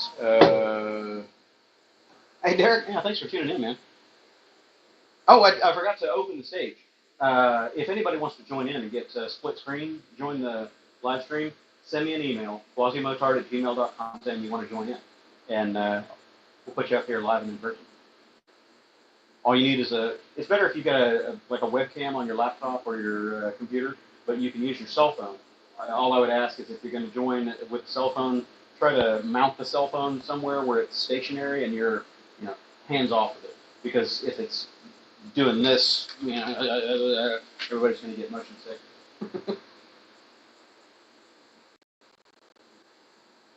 Corey says he enjoys the commute. It's cool, man. Yeah, I like the idea of my Riker when I had it, the 3-wheel platform. Reverse trike is definitely the way to go. I've not owned a traditional trike, one front, two rear, Delta. I've not owned one of those, but I've ridden them plenty of times, and they are a workout, much more so than a reverse trike. And they're a whole lot more dangerous going around corners. The Riker had great promise, but it just under-delivered. The steering geometry is shit, and the fact that it was all full manual, it didn't have a rack and pinion in it, meant that it's just go-kart steering. So every bump you would hit would translate right into the handlebars, and it was just a beating to ride that thing for any time at all. And it was just rough. Mine had serious alignment issues. Kevin's had ball joint issues and alignment issues, almost as bad as mine. You have bullet caps? Yeah, I've even got, if we need to tap and not cut. I would rather do a bullet tap once I figure out which is which. Okay. If you want to do that. Otherwise, I've got posi taps that I'll are, okay, I've got. The one that spins on, Yeah, because they anti-vibration, that's why I asked. Yeah, I've got posi taps, and I've got bullet connectors where you cut, you put 2 wires or 3 wires in, and you crimp over the top, a white bullet connector. I've got those, but I wouldn't recommend it. It's the one that you just put on the, it's got like a tube in it, you put the wire in, and then it spins something down and Posi pierces tap. it. Posi taps, yeah. Yeah, I've got posi taps. Okay, Sorry. that's quite all right. Pedro, he's got a Yamaha Tracer 22. Yeah, I really like that NC750X. The DCT model would be fun, I think. I think the DCT is a really good mate to that engine because the engine's not real rev happy. I rode a few of the manual NC700X and one manual 750X.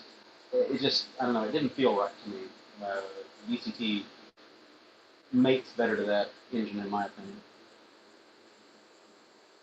The question for Kevin: why is this bike not a long distance king? Rider triangle, suspension, rake, weight. It would be suspension needs to be upgraded, especially for somebody my size. Suspension is super soft on this thing. When I did my ride test on this several months back, just me sitting down on it made it squat over 2 inches, like over half of the suspension throw. When Kevin sits on it, it almost flats out. And then it's a max preload too. You're cruising at 8,000, 9,000 RPMs, so you're just sitting there going. Yeah, it's buzzy. It's a very high-strung engine. So a T15 would definitely lower that, but then you're in 6th gear by the time you get out of the driveway. Yeah. So, yeah, probably up-gearing the front sprocket on this would calm the engine a little bit. Definitely. People have done it. Yeah, it would calm it down a little bit, and I don't think you'd lose too much. The rider triangle on it is actually pretty comfortable for someone my size. He's a lot bigger than I am, obviously, but like cramps on something. Mostly the soft suspension and the buzzy engine. That's the first thing I noticed. Is it's quite buzzy at just 55, 60 miles an hour. It is a Ninja 400 Yeah, it's engine. a sport bike engine. Okay. Yeah, Dr. Dredd. Yeah, the ASMRs. I was planning. Oh man, that's an interesting segue there. I showed my busted audio recorder earlier when I was getting ready to record the sound test. That day was going to be the first day of a test on my Hunter 350. I had an audio recorder in my backpack, and I set it up with full binaural audio, 2 separate microphones with wind muffs on them and the whole bit. And I was going to start recording just ASMR ride videos. So I was going to have either the 360 camera mounted up on handlebars or a fixed mount, just kind of looking forward, not on my chin pad, and tie in the audio from that dedicated audio recorder, and just put out ASMR videos. Go out and ride the countryside, twisty roads, and that's it. That's the video, no commentary. Unfortunately, that little venture was cut short. We all know what happened. That sucked, man. I found a service manual for an EL250, but that's not EL250. That's the old one. How does the ABS not air out with front end signals being different after the mod? That will be an interesting question, Fran. Guess we'll find out. Fran's asking if they're reading different. Yeah. Well, they're going to read different anyway, so I wonder how the computer reconciles that. I mean, I would imagine that it's got a variance for, faster or slower wheel rotation on the front or rear based on average road conditions. But yeah, if they're drastically out, it might have to relearn. It's an interesting point. Requesting service manual again if anybody sees one.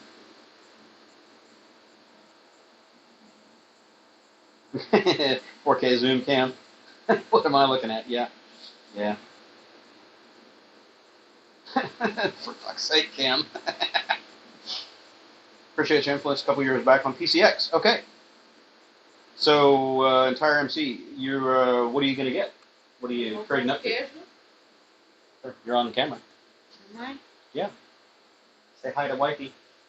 Here. Oh, thanks. Cheese bread? On occasion? No bread. Oh, thank that's you. right. Yeah, I can't do it.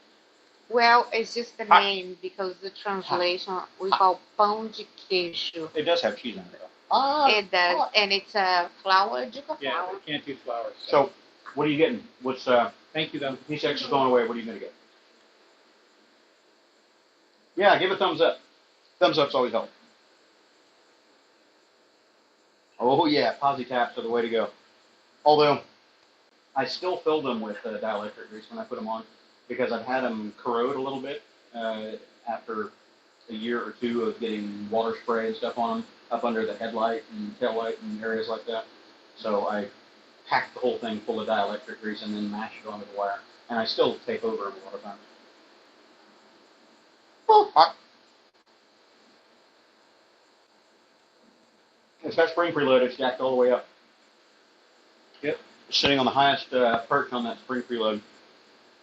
That was the first thing I noticed when I took it out for that test drive a year ago almost now. It was a year ago. It was a year ago, yeah, it was October.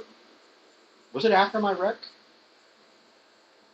I remember if it was Yeah, after I the bought wreck. it in October and you wrecked in October. Yeah.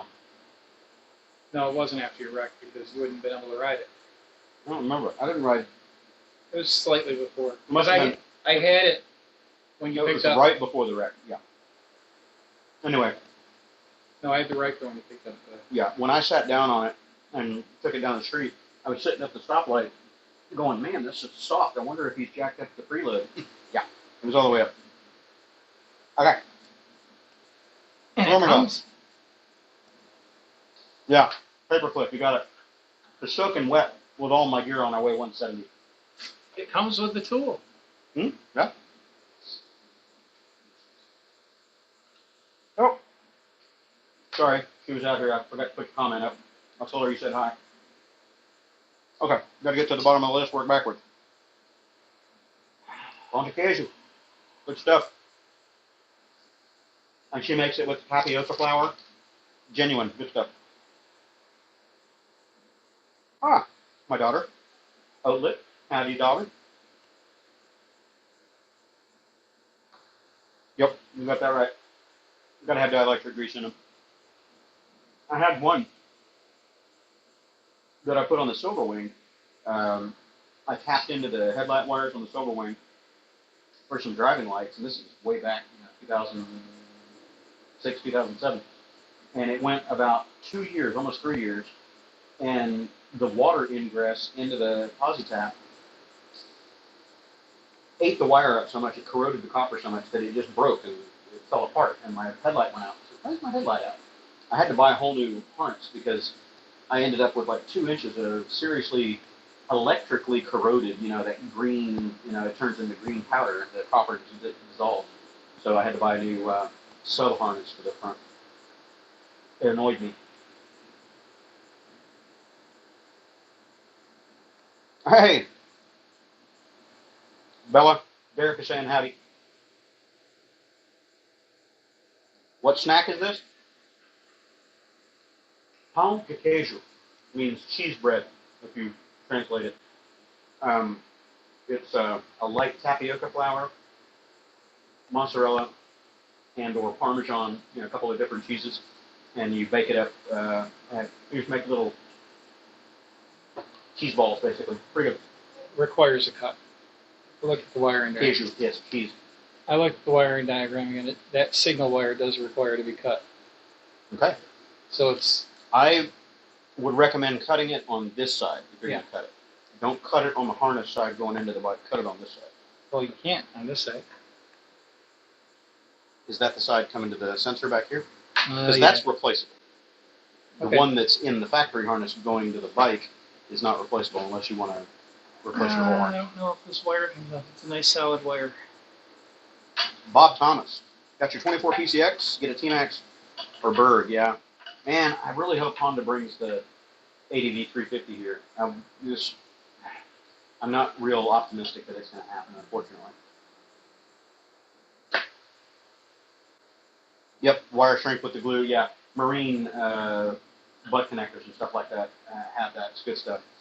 Crimp them on and just hit them with a heat gun, and the glue, squeezes out of there as the shrink goes on. Good shit. Home, yeah, home. A lot of nasal sounds in Brazilian Portuguese. Home.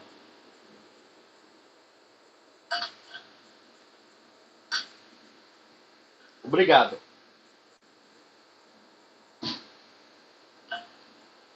All the other snacks. Yeah, the ADV 350 would be fantastic. I'm going to check my email, see if anybody says they want to join. That's good. I'm going to get something else to drink.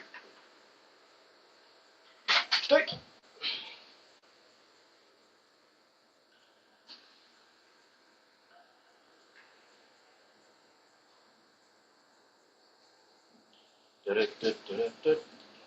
Water.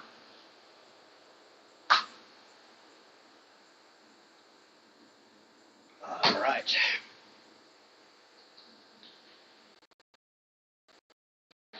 What do we got? Oh.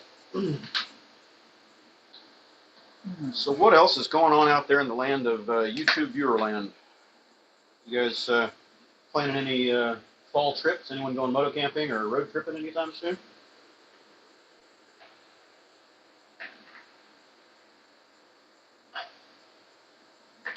I see your email, Derek. Olympia gloves. I see Pedro's email. Right. Nathan sent me 10 coffees. Thanks, Nathan, if you're still in. I see that email. Don't see anything else.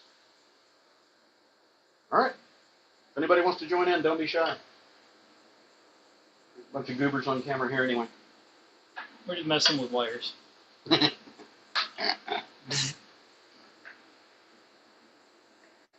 Oh, UT football's coming up. Okay. Yeah, I always try to do these things around big sporting events. Like, I try not to overlap with sports because I know that is a whole lot more important than I am. So I've been trying to move my Saturday Night Lives or any of these live streams earlier in the evening where they don't overlap, or I'll do them like Sunday afternoon, hopefully when no football or big games are going on. Bus museum? What is a bus museum? Pedro here, Forza 750cc brother-in-law has a big scoot in Europe. Cool. I saw a Bergman 400 book for sale in Austin for like $2,800, but it's a 2009. Yes, I saw that same one, I think. 12:44 a.m. Yep, you are GMT. Greenwich Mean Time. Gig in Scotland. I have never been over to Scotland. I've been through the UK a handful of times, but I never got up to Scotland. I never got to Ireland. I've just, going through London, Heathrow, Gatwick Airport, things like that.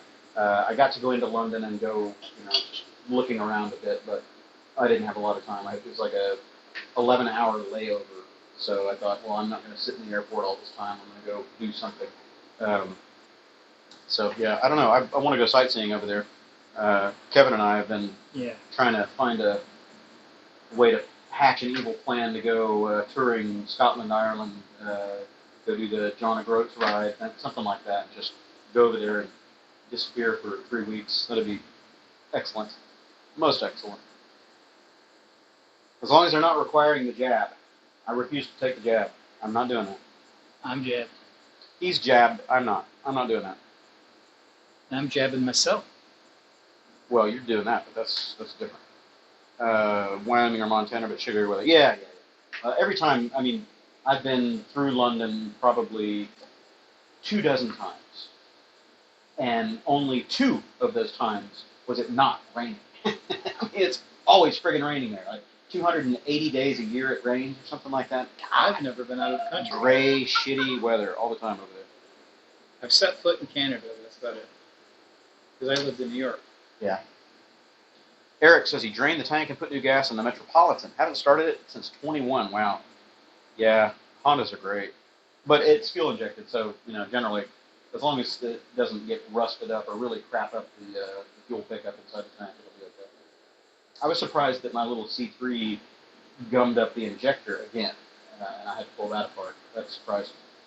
I figured, okay, well, the tank's going to get all crappy, but you don't have any air in the line, you know, up high where the fuel injector is. So, you know, but I had to clean it out again.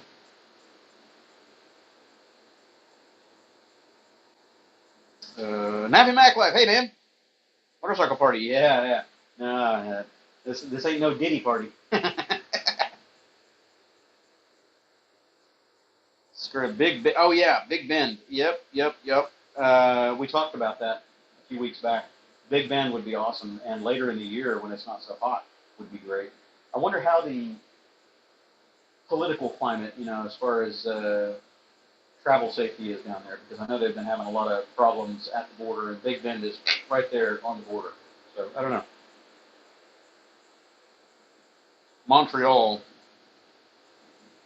Been to Montreal. I've been all over southern Canada, southern central Canada, quite a bit for work back in the late 90s, early 2000s, but I haven't been up there since 02 or 03. It's been a while.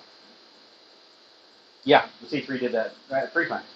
So every time I've had to tear into the C3, it was because the fuel injector was clogged up and just wouldn't run.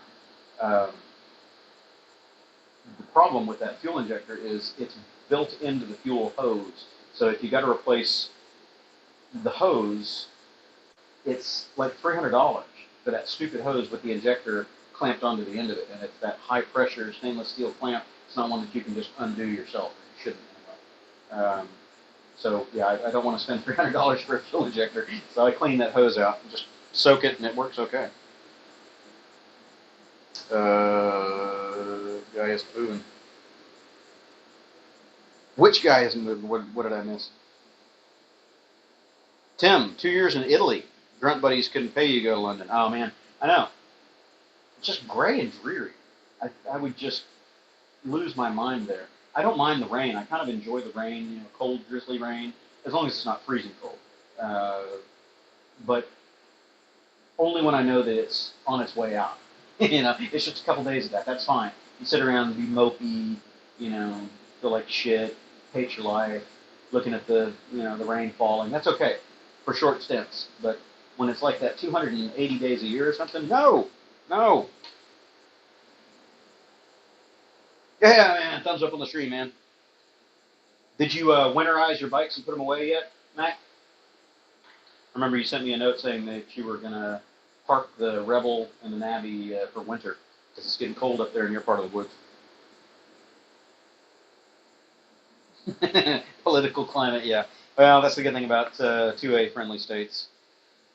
Most of the U.S., at least the central U.S., is going all constitutional carry now. There are a couple of holdouts. I think Alabama is not, and Louisiana is not. But everybody else kind of through this area, they've all had reciprocity for CHL or LPC carriers for a long time. But since constitutional carry took over, it's all kind of moot anyway.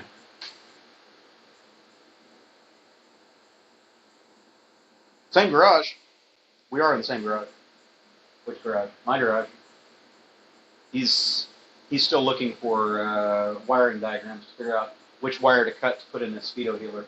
I'm just letting him do I'm just going to email them and ask them for a K1 cable for their device because I would do that instead of cutting. Eliminator. Okay, so Alex is asking, let's start talking about the Eliminator. Is it good? Yeah, it's good. Love It it. definitely gets you the speed that you need. Yeah. If you're looking for a sport bike, this is not it. Yeah. It's got plenty of poke. It moves along pretty good because it's the Ninja 400 motor, essentially. Just stroked a little bit to give it more torque. It's a little buzzy. It's not really a highway bike, but it can, it can fill that role. He's added the T-Rex windscreen to it. I don't know if you guys can see. Yeah, you can see it. T-Rex windscreen, CRG bar end mirrors, T-Rex frame sliders, T-Rex footboards. Yeah, I did the screen. And then over on the other side of the bike, I didn't notice the grips. What grips? Vans. Vans grips. Cool. Like the skater shoes. He's got a heel toe shifter over here on the side of it, and that's a T-Rex also. Yeah, I went to the T-Rex factory. Yeah. And said hello. Whoops. Ah, you're trying to squeeze a few more out of it. Yes, I saw the deal saying that you were going to get the more Mafia tuning. Let me know how that turns out for you. You're DCT on your bike as well, right? I've been considering that for mine. I've been holding out doing any more mods on my Rebel because if a bike that I've heard rumor is coming out from Honda is actually coming here to the States, then I'm trading my Rebel in for that. If it doesn't materialize, as my rumor mill has told me, then I'm going to probably upgrade the suspension on the Rebel. I'll put some, probably put some Ohlins on it, front and back. I'll get the cartridge inserts for the front. I'll put some good shocks on the back of it, and a couple of other upgrades, and I'll keep it for a few more years. So I'm looking at. Bob is saying I-45 between 8 and 99. Okay, so you're up on the north side, kind of south of the Woodlands. You're saying? Howdy, neighbor. Sorry. I have reached out to YSS to get their input on what shocks I can put on this thing. Open carry, yeah, Derek. Coming from a law enforcement background and having tactical training, and I won't go too deep into it, but I've actually been in firefights before. It's not entertaining. My opinion on open carry is it's tactically a bad idea because you're identifying yourself in a crowd as one of the first people to either get shot or be disarmed, basically. So if you've got a bad actor coming in that you're not aware of, you're the first person they're going to look at. Ideally, that would be a deterrent, but in today's climate, it's not so much of a deterrent as it makes you a target. So open carry takes away your element of surprise, and those few extra seconds, a couple of extra seconds, whatever, where you could play the victim, at least enough to buy yourself time to access your weapon clandestinely, not right there in plain sight, can make all the difference. So, howdy, Roy. Yeah, we're just sitting around chatting.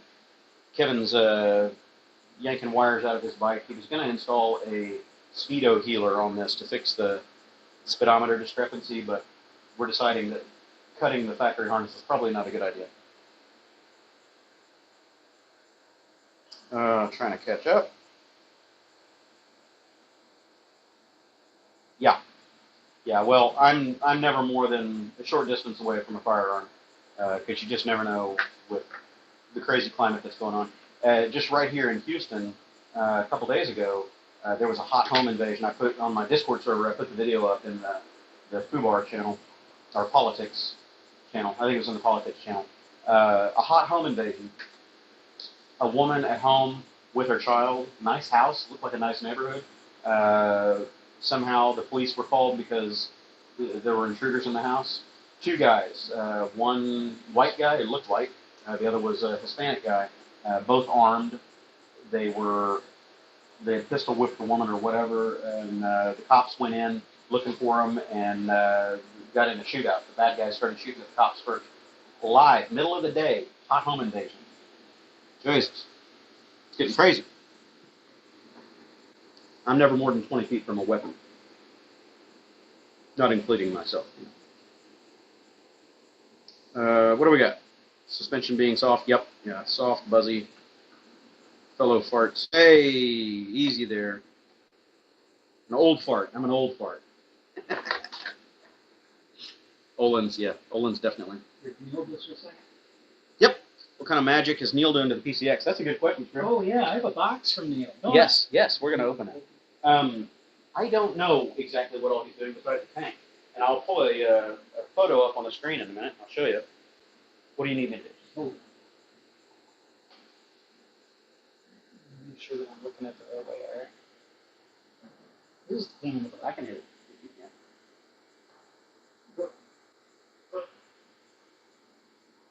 Oh, this. Yeah, you're pushing all that harness stuff. If you hold it still, I could probably put it in this. I've got to go this way. Yep.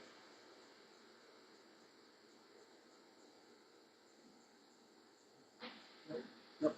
Okay, let me get my finger in You there. hold it steady. Let me figure out which one it is. Nope. The other. This screw. It's going to go to the top now. Yeah, it's over the top. All right, my finger's on the back. That has. All right. Well, they don't like that thing to be easy to access, do they? See it. Click. Okay, thank you. Got it. Two-man job. Okay. Where was I? Oh,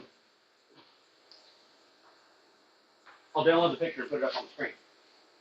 He is making a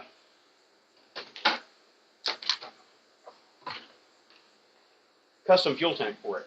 In fact, I don't know if I can't put it on the screen because it's on this camera or this phone. If I take it out of the stream, it's going to screw it up. You'll put it on the Discord server later. Come on in. Jump on camera. My daughter is coming out to join us. Hello. I'll put it on the Discord server. Scrib, you're on there. Are you on camera? Yep, there she is. Bella. There's Bella. Ugh. Oatlet. Oatlet is the handle. So, Neil is custom fabricating a fuel tank to go on top of the original tank in the hump. So it feeds straight in, down feed. And I'm not sure what else he's doing. Driving lights and something else that he's putting on the front of it for me. So I don't know.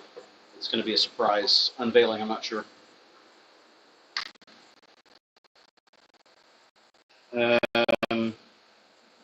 Fran, yeah, good question. Why didn't it come with a harness? Agreed. Apparently it's an optional accessory, so that's what he's going to order. Well, I opted for the universal one, thinking that Shoulder rig, yep. we don't know because nobody knows. Yep. But now that I see that it's common and it seems to be similar to all the other Kawasaki ones, I think it's a good idea to just order the Kawasaki harness. Yeah, just order the Kawasaki harness and it'll intercept without cutting anything.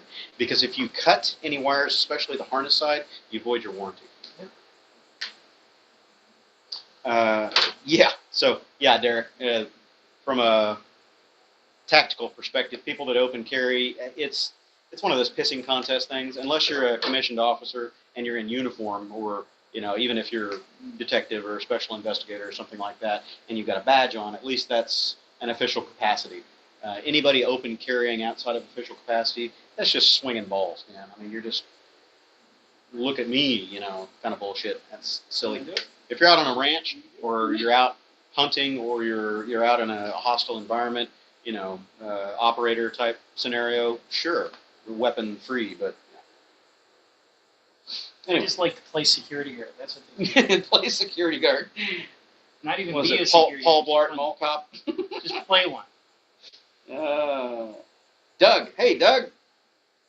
Got back from keeping the battery charged on the ADV. Sweet, getting ready for a bike ride. Cool. Man, let's go. Let's go.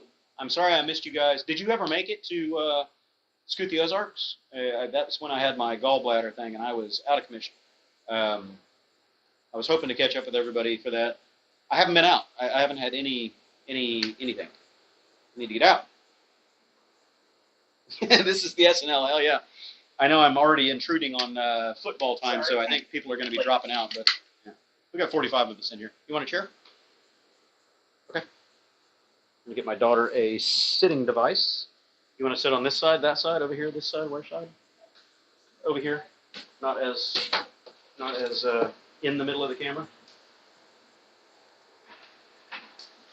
I'm going to get another chair. I'll be right back.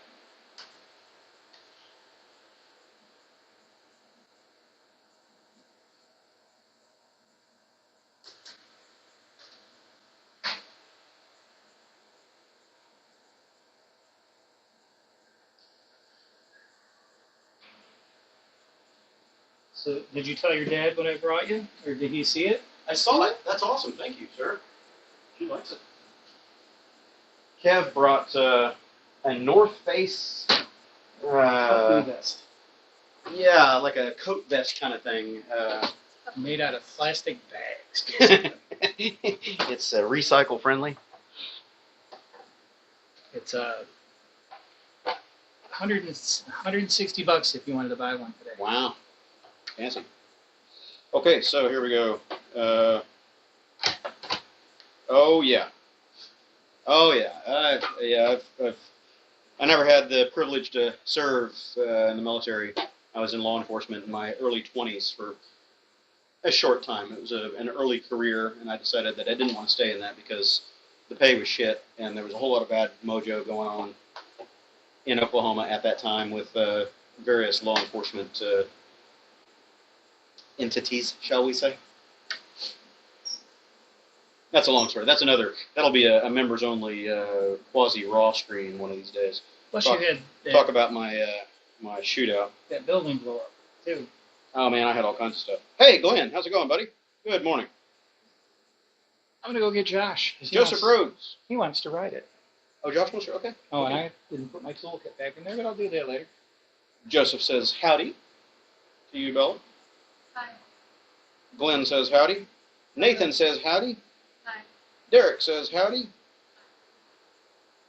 Dr. Dredd says howdy. We've got all kinds of people saying howdy. Yeah, things just got prettier. That's right. Tired of looking at my ugly mug. Home Invasion on another channel. Yep, 2 Latino brothers. Yeah. Yeah. Oh, and a wheelman waiting outside. Yeah. Yeah. Yep. Yeah, the ankle monitors. That was funny, wasn't it? Ankle monitors doing their job. Yeah. Good stuff. Fran is asking, how are you doing since you got the prosthetic? Liking it? Yeah. Yeah? I guess so.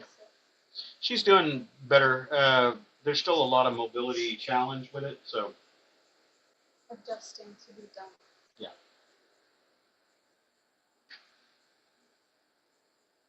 Thank you, sir. Thank you. Beautiful family.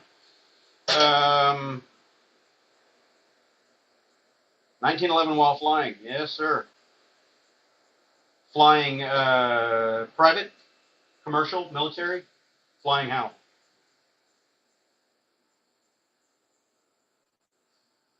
You rode a whole half a mile. Man, was that to the mailbox and back?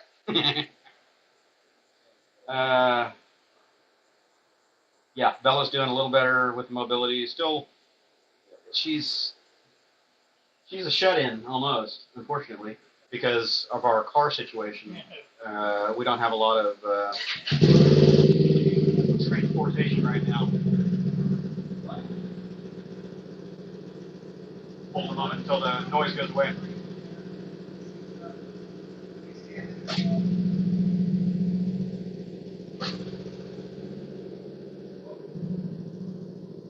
He's gonna freak about that heel toe shifter. Heel toe shifter's tripping.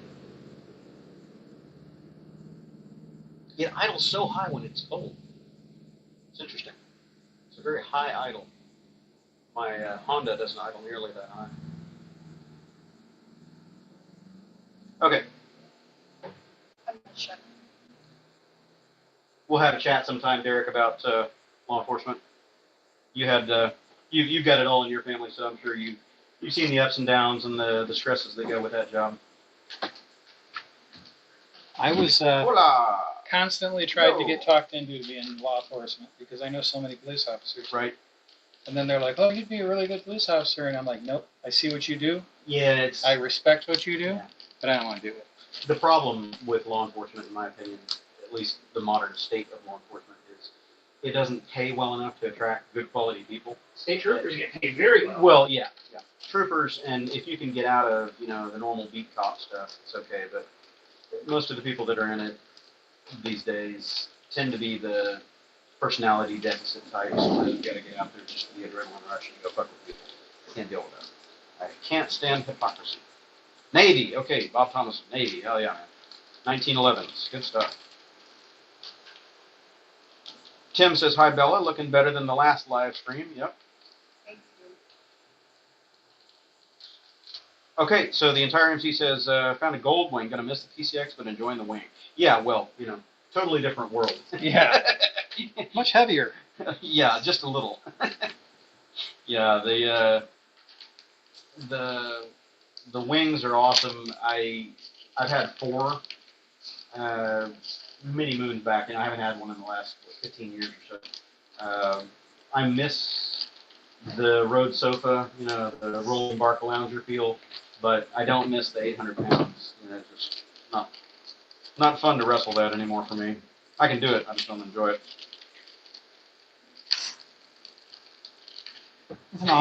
Scrib's trying to make me broke. An awful big sticker for something that small. Where are you going to put it on the bike? I'm not. Put it right across the tank. On the windshield, if anything. It's a giant sticker for that Speedo healer. Massive sticker. Where are you going to put that on the bike? If it was this big, you could probably find somewhere to hide. Like on the side panel or something? Nah, it's going to be stickerless. Maybe put a shoe on it like we were talking about earlier. Couch on wheels, yeah. Silverwing is not as big. It's a good one-up touring bike. Goldwing, you can pile 4 people on that thing if you can figure out where to put them. Hang them off the floorboards on the side. $50. You know where Trying that's to make going. me broke. It's going straight to Duncan. This Exactly. actually might make it on the windshield. That could make Because it. it is clear. Yeah, that might work. So what else have we got? We still have 53 people in here. We've been going for 2 hours. What should we talk about, or what should we do? I don't really have any more giveaways. Yeah, the exhaust My only other took giveaway 10 would minutes. be for Riker people, if there was a Riker person in the audience, but I don't have much. Maybe I'll do an ode to Riker stream one of these days. I've got a few things that I could get rid of from the Riker days that didn't make it with the sale of the bike, because I thought, why? Basically, I have a front block cable that ties into the parking brake lever. It's the Duo lock kit. I never installed that. And I also had a sequential LED turn signal thing that replaced the front reflectors. It's alright. He's more experienced than I am. What's that? She goes, oh, you put a lot of trust in him. And I'm like, he's more experienced than I am. Way more experienced than I am. So I don't know what else we can talk about or chat about. Anybody got questions? Anybody want to join? Be more fun to chat with people than just talking at you. If you want to join in, send me an email, QuasiMotard@gmail.com. Go live and in person.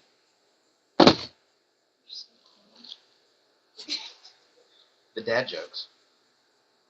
So anyway, where are we? Nathan, wife rode up on PCX for 300 miles to a wedding. It is fun to ride 2-up on it. It's not real powerful. And Nathan, you're a big guy. You told me that you're tall. So how are the ergonomics with the 2 of you on there? That's fun. Yeah. A lot of fun. It's surprisingly sporty, isn't it? It is, yeah. It's a sport bike engine, so. It behaves a lot like my 500. Yeah. The heel toe is a little weird, but yeah, he likes it. I'm not a fan of everything else. You're not a fan of what? Wow.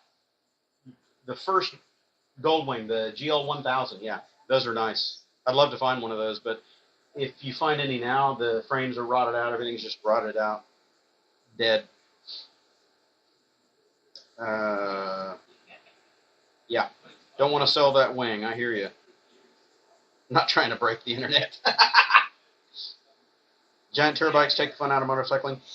Tim, they're okay if that's what you're in. If that's your purpose. is to just get on it and go across the country, and mostly highway. Stay out of in-town stuff. Stay out of stop-and-go traffic, rush hour traffic. Don't take them into shopping mall parking lots, that kind of stuff. On the road, they're fantastic. But when you get down to surface street speeds, or you got to manhandle them at lower speeds or in parking lots, oh, hell no. At least not somebody my size, because I don't have long enough legs and all that.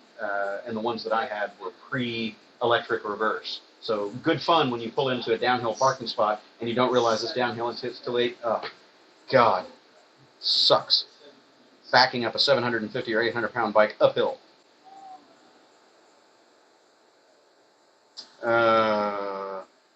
Hey, Brent. How's it going, Brent? We did 2 giveaways, unfortunately. Missed out on that.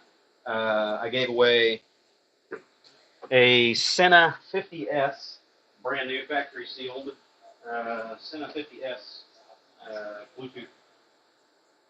We had a winner on that one, and I gave away some gloves. But we will have more giveaways coming soon. I got a whole box of giveaway stuff over here, and I'm just trying to decide what is worthy to give away on which live streams. And, you know, I don't want to lose all my swag in one shot. 72 miles to the gallon, 2 up on a PCX 150. That's impressive.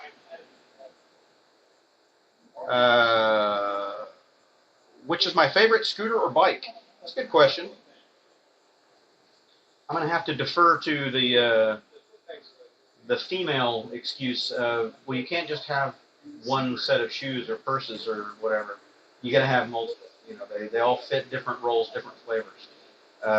So I would say my smallest mini moto is the Super Cub, by far. The Super Cub is just it. My favorite all-around bike still is my CB500X. If I had to get rid of everything else and only one could be left standing, it would be the 500X. Although I wouldn't get rid of the Cub either. The Cub doesn't count. The Cub is immutable. It's never leaving. It's staying forever. Doug, got to ride in camp. Neil and Marnell, scoot the auto. Cool. Did you? Okay, so Doug, you rode. Good. Neil was thinking that you might drive down because of your recent mishap with the deer. Oh dear. So how are you feeling? I haven't had a chance to text or ask you about that after that down that totaled your Harley.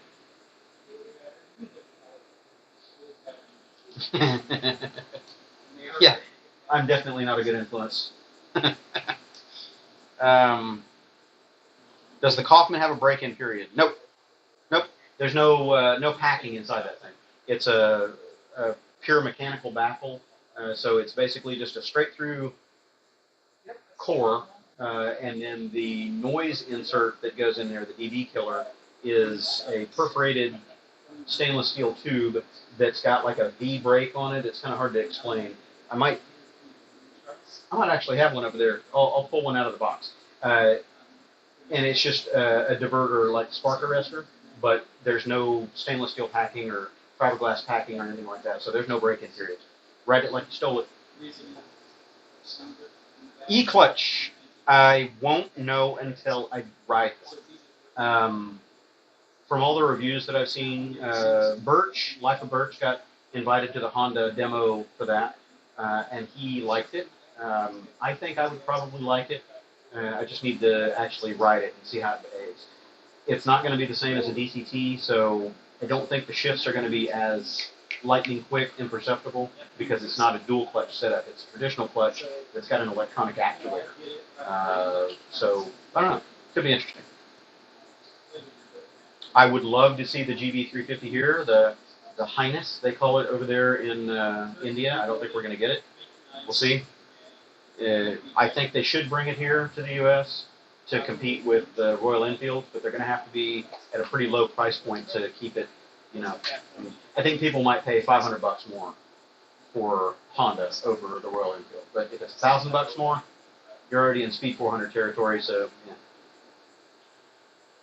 yeah. Is Murnell riding the Cannonball? I don't know. That's a good question. I don't know. No, I don't think Bella's going to ride her own. She's not a moto person. Saying it won't be long before you're riding your own bike. You could.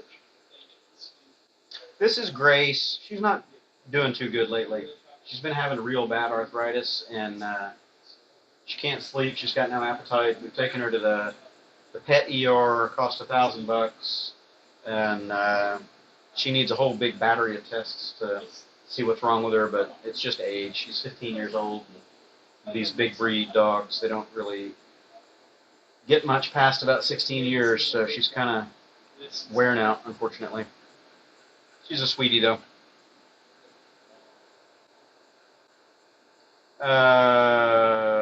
Scooter for Bella. Well, maybe, but with her leg, it would almost need to be a three-wheeler or a sidecar rig or something like that, where she doesn't need to put her feet down. So that was the car thing that we were talking about earlier. I need to get a car for her so she can get her driver's license and do all that. What car I wanted? Yeah. Bug. They're so cute. The Can-Am Canyon, yeah, Roy, I saw that thing, but it's $30,000 and change, like $34,000. And I'll buy a sports car instead. I'll buy a Miata for that. I'm not going to pay $34,000 for a three-wheel scoot.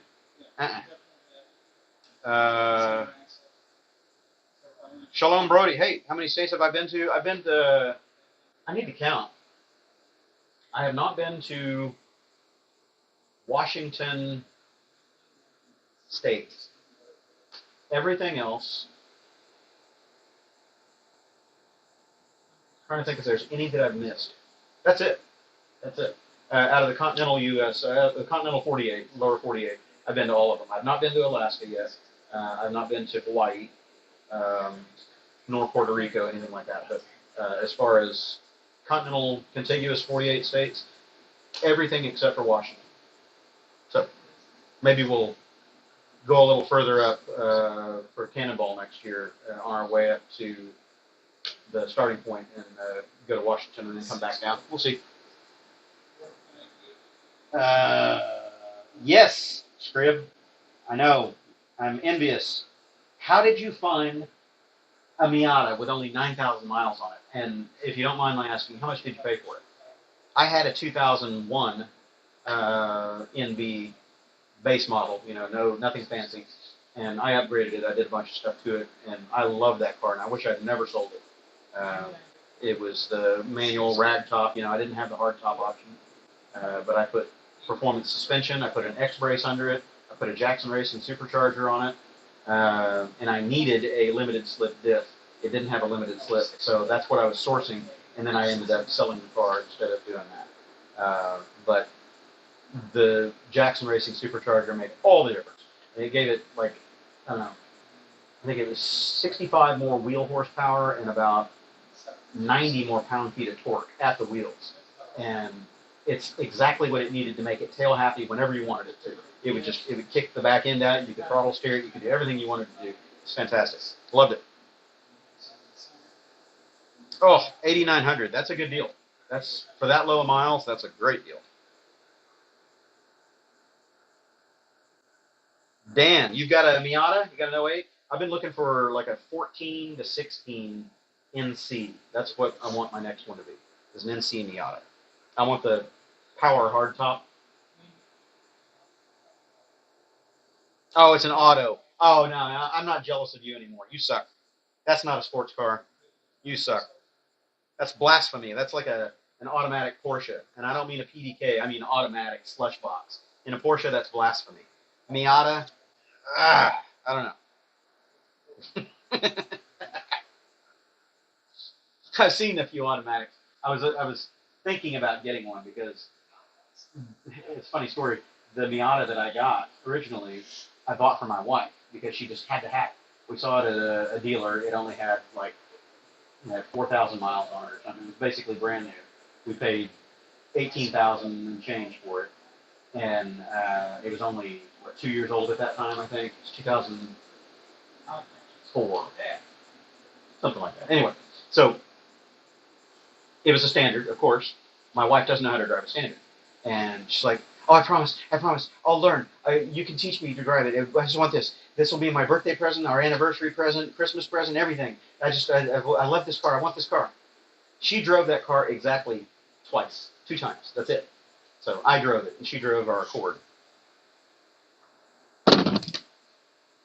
Porsche Boxster. Well, does it have the PDK, the paddle shift and all that? Because that's different. It's not a traditional slush box. Anyway. Any questions for Bella? Because I've been talking this whole time. And has anybody? Yeah, you never shut up. Anybody? I know. I never shut up. Anybody want to join in? Nobody's emailed. Nobody wants to join in. Okay. It's okay. We still got 46 people in here listening to me blather. Anyone else? You can put comments up. I'm going to get a drink. Should go to specs. Go to specs. Alfie. You're not even 18 yet. It's 21, by the way. My sister got it bad for that because they used to be 18 for drinking alcohol, and right before she turned 18, they upped it to 21. I'd be so pissed off. That was in New York. I don't know if it's in other states.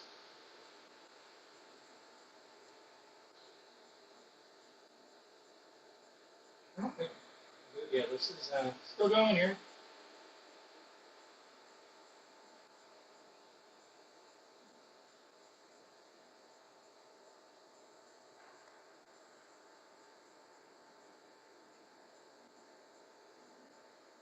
I don't know what you're all talking about, so.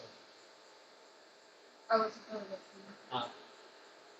Yeah, it's your dad. You're not going to listen to anything he says. No, I listen to my dad. Huh? Not when he's dribbling on, though. Huh? Not really. As soon as he starts talking about cars, it just kind of... Zone out. Well, you're not a car freak or a motorcycle freak. So, Yeah. Quasi's youngest But once you one, get one, you'll want to customize it and do all kinds of stuff. Quasi's youngest one has doubled in height since the last time I saw her. Wow. Poke is growing like a weed. I have something to talk about.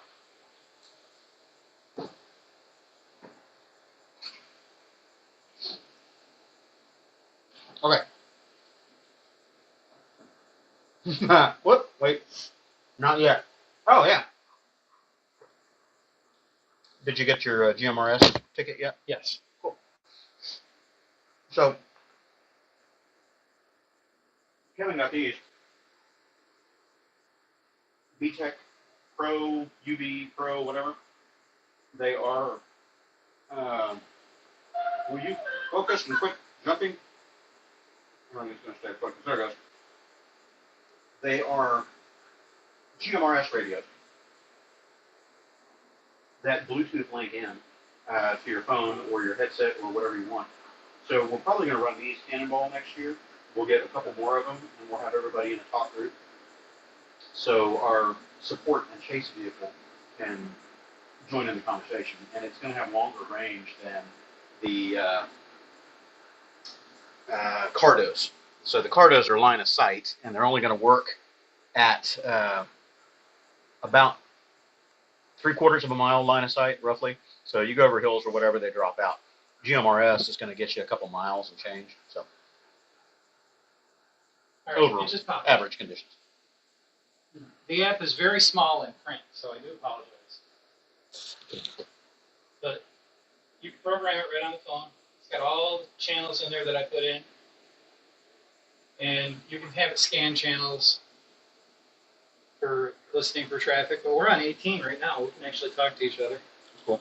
So to answer the question that I had up on the screen for so long, has the HOA noticed the AC units? No. They haven't said anything yet. We on? I keep Oh, wait, mine are you running in 19 or 18? That's fine. You're in 19. Whatever. There you go. No, you're fine. Sorry? I keep mine running all the time. Well, yours is on the back of the house, so they don't notice it. What's your quality check? Crystal clear at this range. Yeah, so a couple of the guys that ran Cannonball last year, Patrick and his buddy on the 8150s, they had these set up under their seats. It was a similar unit to this, not this exact one, but they put the handy talkie under the seat, it was connected to a mobile GMRS antenna on the rear rack, and they said that they were getting 4 or 5 mile range consistently throughout the cannonball. Pretty good. And clear. In the clear, yeah. So pretty cool. All right, checking. And if they connect to a repeater, then you can go 40, 50, 60 miles. Oh yeah, but you can't guarantee that you're going to hit repeaters, and you got to know the offsets for the area. Yep. So, what am I missing, Scrib? That way here in Texas changed 83, 84. What are we talking about? Drinking age. Oh, drinking age. Okay, yeah. All right, Eliminator KLR 650. That's a good question, Alex. A totally different riding style, so depends on if you want the laid-back cruiser position or if you want upright, much more top-heavy KLR. You know, the ADV. KLR is very top-heavy. I've owned 2 of them. The new ones are even taller than the older ones, and they're a little bit heavier. So yeah, I've always known that like Kawasaki when I was younger The were near always beer. top. What's that? I've always known Kawasaki as to be the top heavy bike back when I was younger. Yeah, this is a totally different. Yeah, this is not. This top thing heavy bike.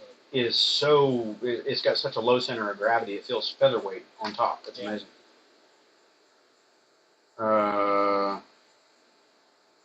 What do we got? Trying to catch up. Don't talk to young girls. Yeah, well, she's just hanging out. Add a link to the radios. Cool. Yeah, I'll put it up on the Discord. I don't know if I can add it here, but it's the BTEC Pro, right? UV Pro. Yeah. They just came out with this one. Yeah, BTEC UV Pro. They've had a couple that are very similar to this, and these just came out, I don't know, maybe a month ago, something like that. Yeah. But it's got a built-in GPS, and they've got the ability to automatically send GPS chirp to other people in the group. So basically, when you key up and talk, it sends a data burst with your GPS location, and that can be mapped in the app on the phone, or you can pull up the coordinates here on the screen. So that's kind of cool. And I thought that would be good for chase vehicle in Cannonball next year. So. Definitely need to get some lead time to learn how to use all this stuff. Tim, yeah, you got that right. Drinking age, well, it should be 18, I would think. I think so. Well, That's yeah. very true. It's a political discussion. I'm not going to get into it. Yeah, it's political. So Would you I can consider monitor- the X-Max? Yes, I would, Todd, and I've been looking at it. I've been waiting, hoping that Honda was going to bring the ADV 350 here or the Forzas here, but they haven't done it. So if they don't, X-Max 300 is probably going to join the stable next year. Where's Neil's box? Oh, Neil's box, that's right. We're looking for something to do. Let's get Something to Neil's do. Box. I put it over here. Over. Oh, That would be your box. And I've got a knife. maybe.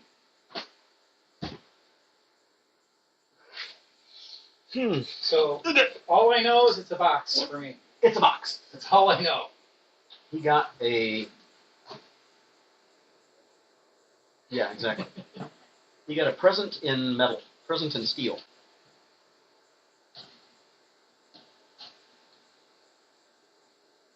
I'm gonna say thank you ahead of time to Neil. Thank you, Neil, for everything you do for us. Whatever If it you're, is. I doubt that you're watching the live stream because you don't usually do that, but you might tune in later. Thank you so much. You are an artisan, a craftsman, a gentleman, and just a wonderful human being, And a master packer. and a master fabricator and packer. Good rough. Don't cut yourself. It's a side. Yeah, to the side, right there in the front. Other direction. Other direction. There you go. Don't chop your fingers. All right, paper.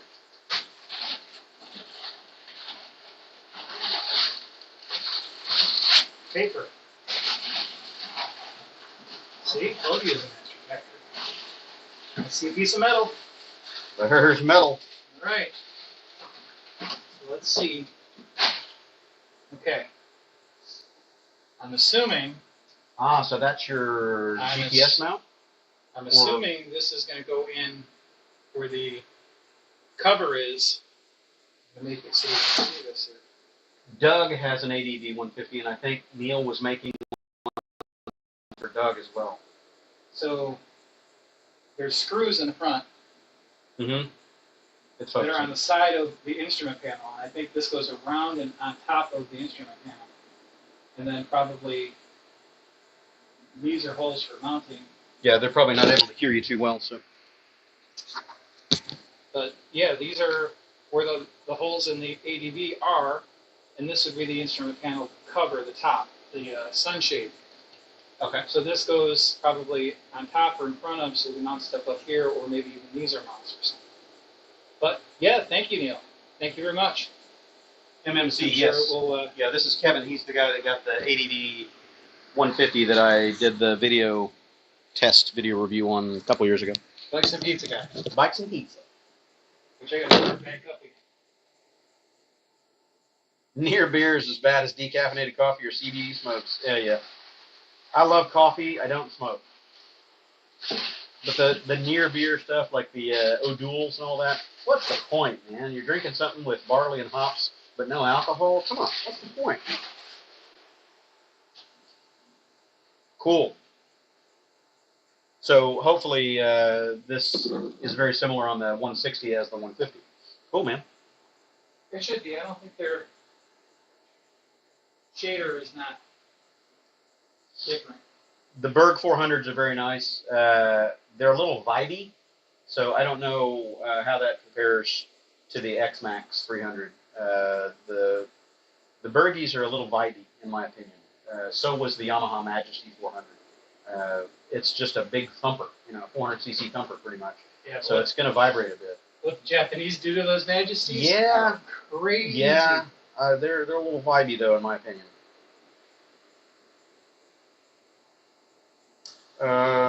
Bobby Berg, sit a bit better. X-Max for me.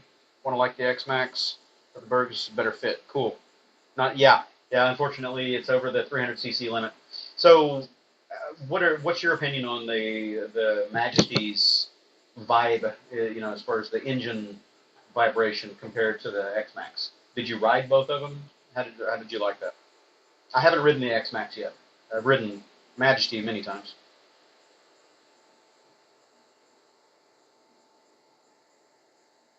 VPN. You're having trouble with the VPN, huh? Do you need a VPN all the time? If not, just turn it off. Can't beat the wing, yeah, true. But we're talking a parallel 360-degree firing order, so that thing is just sewing machine smooth.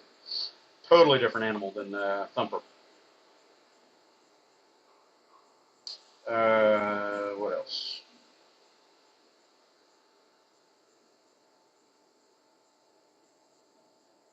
Slight might do a meet in Canada. Oh, hell yeah, I'd try to make it. How far up? Where is he in Canada, Fran? I haven't been up to Canada in quite a long time, but again, my previous stance still stands. If they want the jab or some kind of documentation, nope, ain't interested. I'm not playing that chemical game. You can mention the Royal Enfield thing I said the other day. Royal Enfield? What about Royal? The announcement they have on November 4th. Oh, yeah, well, we don't know what it is. That's on my anniversary. Dan saying feet sit a bit higher than on the X-Max I like, but it's fine so far, even at 6 foot. Cool. Did you ride it, though? As far as, like, engine vibration, how'd you feel?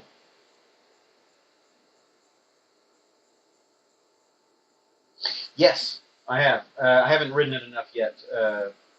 Haven't ridden the wing all that much since I put it back together. Just work and life problems and stress and everything. I haven't been riding all that much. And where I have been riding, I've just been taking the 500X for my fast freeway blasts, to get across town to work and all that. I've taken the wing for a couple of commutes, but I'm kind of leaving that for backroad touring duty. Hope to get out this fall for some good camping. Dan, it's been smooth so far. Cool. The two Majesties that I've ridden, I didn't own one. I rode them for 20 or 30 miles each. It seemed one of them was much worse than the other.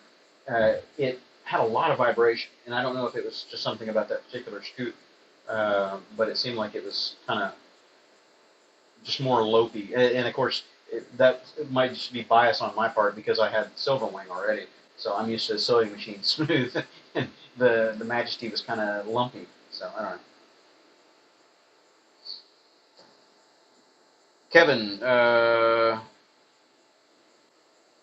can you do an install video? What's up with your channel? I don't know. You answer that question. You don't do much on your channel. Only if something strikes me that it needs a video. Like the last thing I did was a Riker clutch fix, and a couple people have wrote in and said what the problem was, and I fixed it.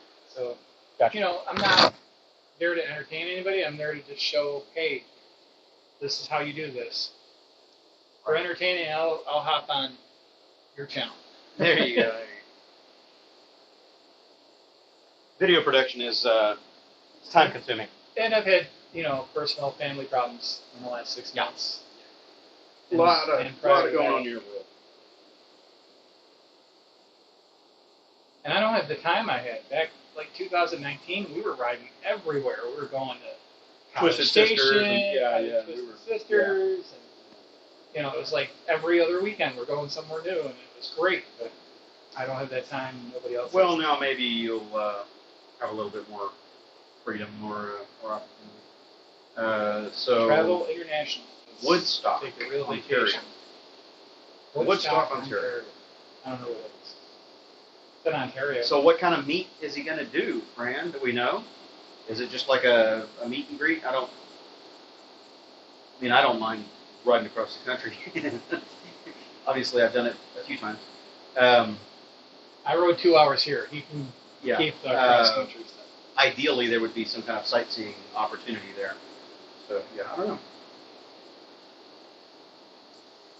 Okay, so MotoBC is asking about that announcement on November 4th. So we don't know if it's electric or what it's going to be. Probably electric. What was the name of it? I didn't see. No, it had the name. Did it? I didn't notice. Hey, Mike Rivera. How's it going, man? We're just sitting here in the garage, chilling out. We did some wrenching on Kevin's bike earlier. Put a Coffman's Thunder exhaust on it. Much smaller, much fancier, much nicer.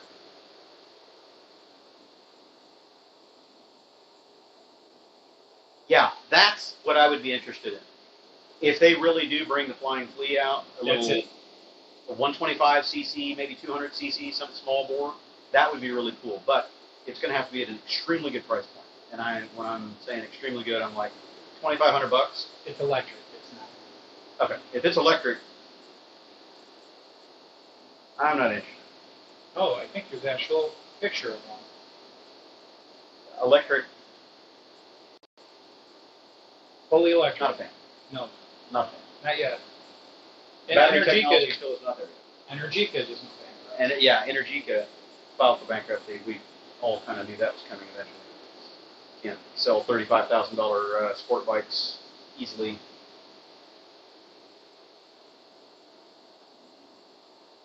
Description of a lightweight motorcycle application. I saw that. Electric bike retro line. Equivalent to a 125cc conventional bike. 15 horsepower. But what kind of range? 20 miles. Who knows? If it's a lightweight bike equivalent to a 125, you know, what possible range could it have? It doesn't, they would work in city centers, but Yeah, they're the keeping real- it in that license range. yeah, the problem with electric bikes in general, especially for southern U.S., Texas, whatever, our distances are so vast. I mean, you would run it out of battery just trying to get to your office 25, 30 miles away. Highway speeds, you're going to burn that battery out. So, anyway. Brent, what YouTube channels does Quasi watch? You know, I don't watch that many moto channels, believe it or not. Only the channels for people that I interact with, that I've done collaborative stuff with. And there are a few kind of off the beaten path channels. I'll make a list one of these days and put it out there, the ones that I watch. Typically, most of the YouTube stuff that I watch these days is car videos. I watch Musty One, a lot of restoration kind of stuff. It's like, the old days of TLC before they went totally crap. I watch one called Aging Wheels. Aging Wheels is good. Yeah. He's very intelligent, and I like the way that he does his video. Yep. 19X Max, great on long distance. Ended up trading it for a Versus. Yep. Our favorite bike out of the 22 bikes you own. So the Versus 650 is now your favorite. Cool. The Versus, that's a good bike. I like it. How long have you had that bike? How long have you had it? He just got it. So he ended up trading it in. There's a seat And he's adjustment. now on a 22 PCX. There's a seat adjustment on that bike. You can underneath it. You can lift the seat Raise at it a up or different down. angle and stuff. A lot of people don't realize that's even there. Even my Yamaha SC6R that I had for several years had high and low seat options. You just pop the seat out, and there were plates that you would flip and change stuff. Yeah, pretty cool. Well, we still have 44 of us in here. Anybody else got questions? I don't know how long we want to run it. You look thoroughly bored. You want to talk about anything? Okay. She says she's happy to be here. So, Bella is wanting a car. She needs a car. We've only got 1.5 cars right now for 5 adults, or 5 people in the family, 3 adults, 4 adults. 3 adults? Do we want to count you as an adult? 4 adults. She wants an Audi TT convertible. No. She wants a Bug. She wants one of the new VW Bugs. Not new, but the new body style. New Bug, not classic Bug. She was gonna fix her sights on a Subaru Forester or an Outback. And I said, there's a stigma attached to those, right? Yeah, you need a crew cut. You need a crew cut. Can't have long. It's like you got to be pretty butch for those. What do you mean? I don't get it. Look it up. And then she came back to me like an hour later and went, "Oh my God." So she's changing her tune. She wants a Bug, but my wife hates Volkswagen Bugs. Then she said RAV4, same thing. RAV4, at least that's Toyota. Subaru went full. Yeah. Anyway, my wife can't stand Volkswagen Bugs because that's the lowest common denominator in Brazil. They were the old Bugs, not the classic ones, and that was the cheapest car people could buy. So it's synonymous with poverty. Somewhere in her head that just, she doesn't like it. And if I buy a Bug for her, I'm going to be in the doghouse for years. She would just absolutely shit kittens if I bring one of those home. So, get a Volkswagen thing. Name it Herbie. Herbie the Love Bug. It'd be awesome. She doesn't know what a thing is, but you know. Oh yeah, VW thing. You can take them apart with channel lock pliers and a couple of screwdrivers. I have to show her a picture of a Volkswagen. They're awesome. Built an ISP from Venture. Yeah, I think you and I might have been watching the same videos. The dial-up thing. The guy was doing dial-up. That's where I got most of my networking experience was in the early days of the internet building ISPs. But I did large scale, Earthlink, CompuServe, AOL, all those companies. I was building their backend infrastructures. So it wasn't modem dial-up banks. It was PRI, concentrators, and stuff like that. But yeah, I think we might have watched the same video. Vice Grip Garage. You don't like 2-hour plus videos? Well, it depends on what it is. I could see you in The old school Bug. Yeah, you and me both. Pilot. My Pilot. aunt, which I never liked, It's like a small SUV had type of thing. a 71 or 72 Volkswagen Beetle. And she lived in Wichita, Kansas, and we would go up and visit that part of the family. Long story, I won't get into the family details, but I remember that car because I always thought that car was so cool. I hated the sound of the exhaust, that real shrill, hissy sound of the exhaust, but everything else about the car was so cool because it was all analog. It was a machine, it was mechanical, and it never failed to start. It was dead cold outside, ice, snow, whatever, go out there, boom, fired right up every time. And I always wanted one of those cars after riding in hers. and I could never find one in good shape.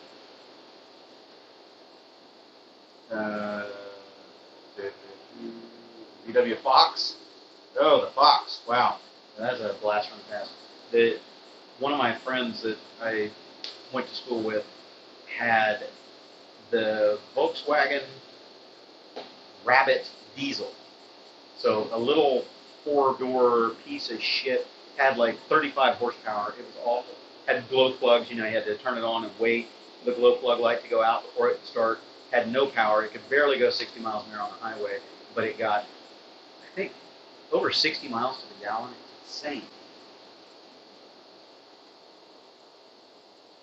Timing belts. Yes, that is right. That is right. Just hit live. What are you talking about? Oh, wow, just hit live? Oh, live. If you hit live, it'll catch you up to the... Oh, so he was running behind. Oh, he was running buffer. Volkswagens, timing belt. Yeah, and you see quite a few of them on, cheap sale on Facebook Marketplace and Craigslist and all that with slipped timing. They've already eaten themselves. They're dead. But, as much of a car geek and mechanical geek as I am, I was so out of touch. I had no idea that some of the newer Volkswagen bugs, after it was either late 90s or early 2000s, have a 5-cylinder. They've got the Audi 5-cylinder. I did not know that. I thought they were 4-bangers. They got 5s in them. That's crazy.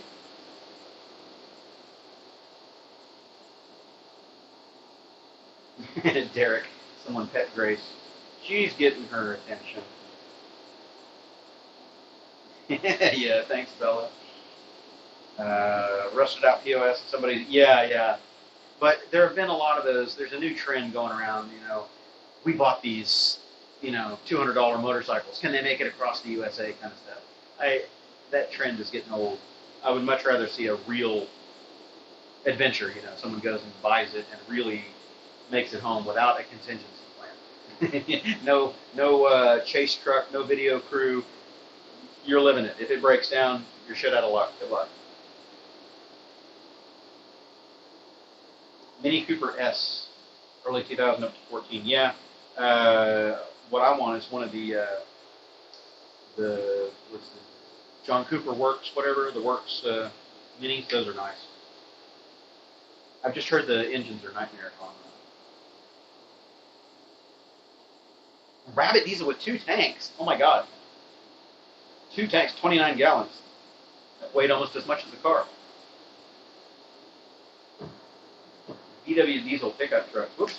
I keep losing it. 20 gallons. Okay. Mini Coopers are great, but they are maintenance. Yeah. I've heard too many horror stories about transmissions and everything else going out. There's a specific range, year range, where they're good. The S's and and you stay away from them. Yeah. I don't have an S. I have a Mini Cooper. I remember, yeah. What year is yours? 11. 11. You ever drive it? No. I'm going to sell it. How much? No idea. Anything wrong with it? No. Got 70,000 miles. You can probably get some decent money out of it. Mini Coopers are great. Yeah. All right, last comment. Derek's got the last comment. Derek has the last word. So you want a red. Did you say red or yellow? Because you were saying yellow. Okay.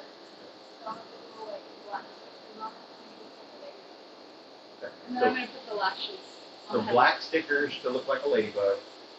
And I would say we also need to get either the wings for the back or the wind-up key thing. Yeah. Yeah. That would Don't be cool. forget the eyelashes. The eyelash. Those are really Eyelashes on the headlights. Okay. All right. And you can guarantee one thing. Mom will never drive that car. She would never, she wouldn't be caught dead in it. It's the Toyota SUV, the boxy one. I don't know. Hey, John, down under, right? I'd like to go down You're down, there. you're down under, right, John? If I remember right, you're in Australia. Yeah, Eric, that's what I've heard.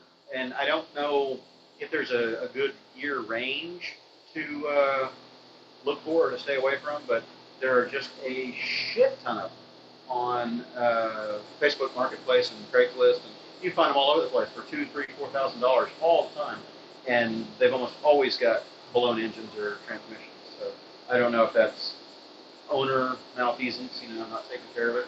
I don't know. Pink with purple polka dots, nice. Yep, John's down under. Howdy, John. What time is it there? You're like 11 hours ahead of us or something like that? All of them suck, Eric says. Yeah, Eric spent a couple of decades or more in the car industry, if I remember right.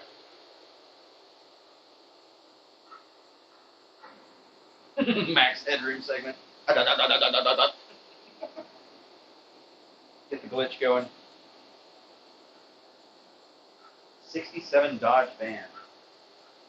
I would love to have some of the old Ford vans from the late 60s, early 70s, the bread box looking things. Man, those are so cool. E100s, I think they were called, or something like that. Oh, that would be awesome. Put a modern Coyote engine in it. Ooh, yeah, buddy. That'd be fun. 28 years, Eric says. Yep. 28 years in the car biz. I can see you in one of those. Sunday midday, yeah. You're 11 or 12 hours ahead of us. He's into tomorrow. We are almost 8 o'clock Central Time here in Houston, Texas. It's time travel. I'll probably shut it down in, I don't know what, 7 minutes, you say, right? 8 o'clock? Shut it down at 8 o'clock, so we've got about 7 more minutes. Anybody want to do a last minute join into the session? Or I haven't checked my email in a little while to see if anybody joined yet. Nope. Nobody wants to join. Okay. All right. Bunch of chicken shit. What? Take you where? Oh, yeah. Bella wants to go shooting. She's never been shooting a firearm. Yeah. I lost my membership over at Bayou Rifles, the outdoor range that's kind of close by here. They have 2 very large outdoor ranges, members only. One right over here off of Addicts. You don't need a range. You just go to the nearest Walmart. Yeah. That's what it seems like now. Just go to East Side Houston. And they're all moving targets. Yeah. Only problem is some of those shoot back. But we've got a couple of indoor ranges over here, so I'll take her and give her a introductory course to firearms. I was a range safety officer a number of years back. G36, smoothest gun I ever fired ever. Love that gun. Oh, I'll put her on the little 22s first. I got a couple of 22 semi-autos, and then maybe move her up to a 9. G36 is a little bit past that. Yeah. And I shot it fully automatic. Well, the range right over here, I'm having a brain fart. What's the name of it? Boyers Shooting Range. They're class 3 authorized. They've got a bunch of stuff in there. They've got suppressed, full auto, select fire. They've got everything. And Fridays, they used to have full auto Friday. And you could shoot any of their full auto guns free, but you had to shoot their range ammo. Okay. So they quickly got their money out of that range. Yeah. Because the range ammo is not cheap. But you go in there, you can shoot Tommy guns, you can shoot, all kinds of military arms, SCAR, M16s, MP5s, MP7s. They had all kinds of fun tools. It gets expensive to shoot that stuff though. Woo! Yes, Joseph, that's what he's talking about. G36.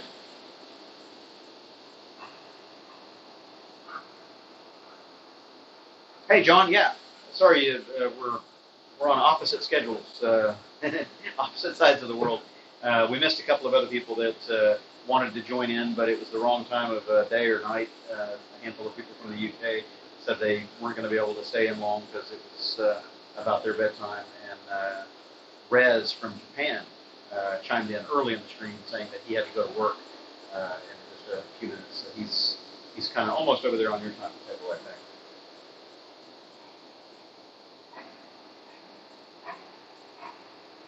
Sunday midday, man, blows my mind. Time difference.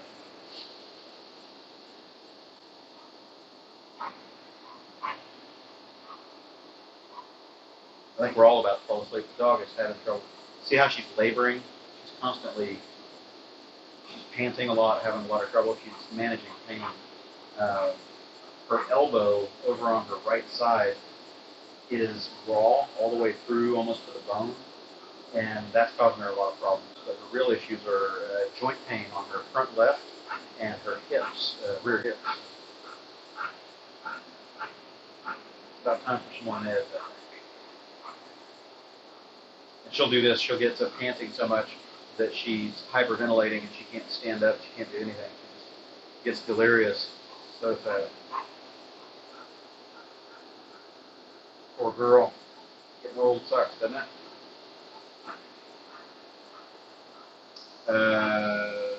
Good night, Pedro. Thanks for tuning in for so long. We're just goofing off here. I'll shut it down in a couple more minutes. Just saying that somebody needs to find a SIG 552 older than the HK. Talking to you instead of the G36. Roy is saying he's got a Cherokee 45 long or 410. Yeah, those are fun. The Taurus Judge is the same way. They shoot 410 or 45 long. Oh.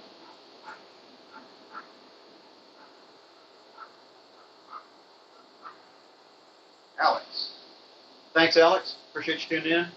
If anybody's got any last minute questions, now is the time. On a 2-minute countdown. Shut it down, and we'll say howdy on another day. I might even fire up an impromptu live stream tomorrow. We'll see. If I do, I'll give about a 1 hour head start.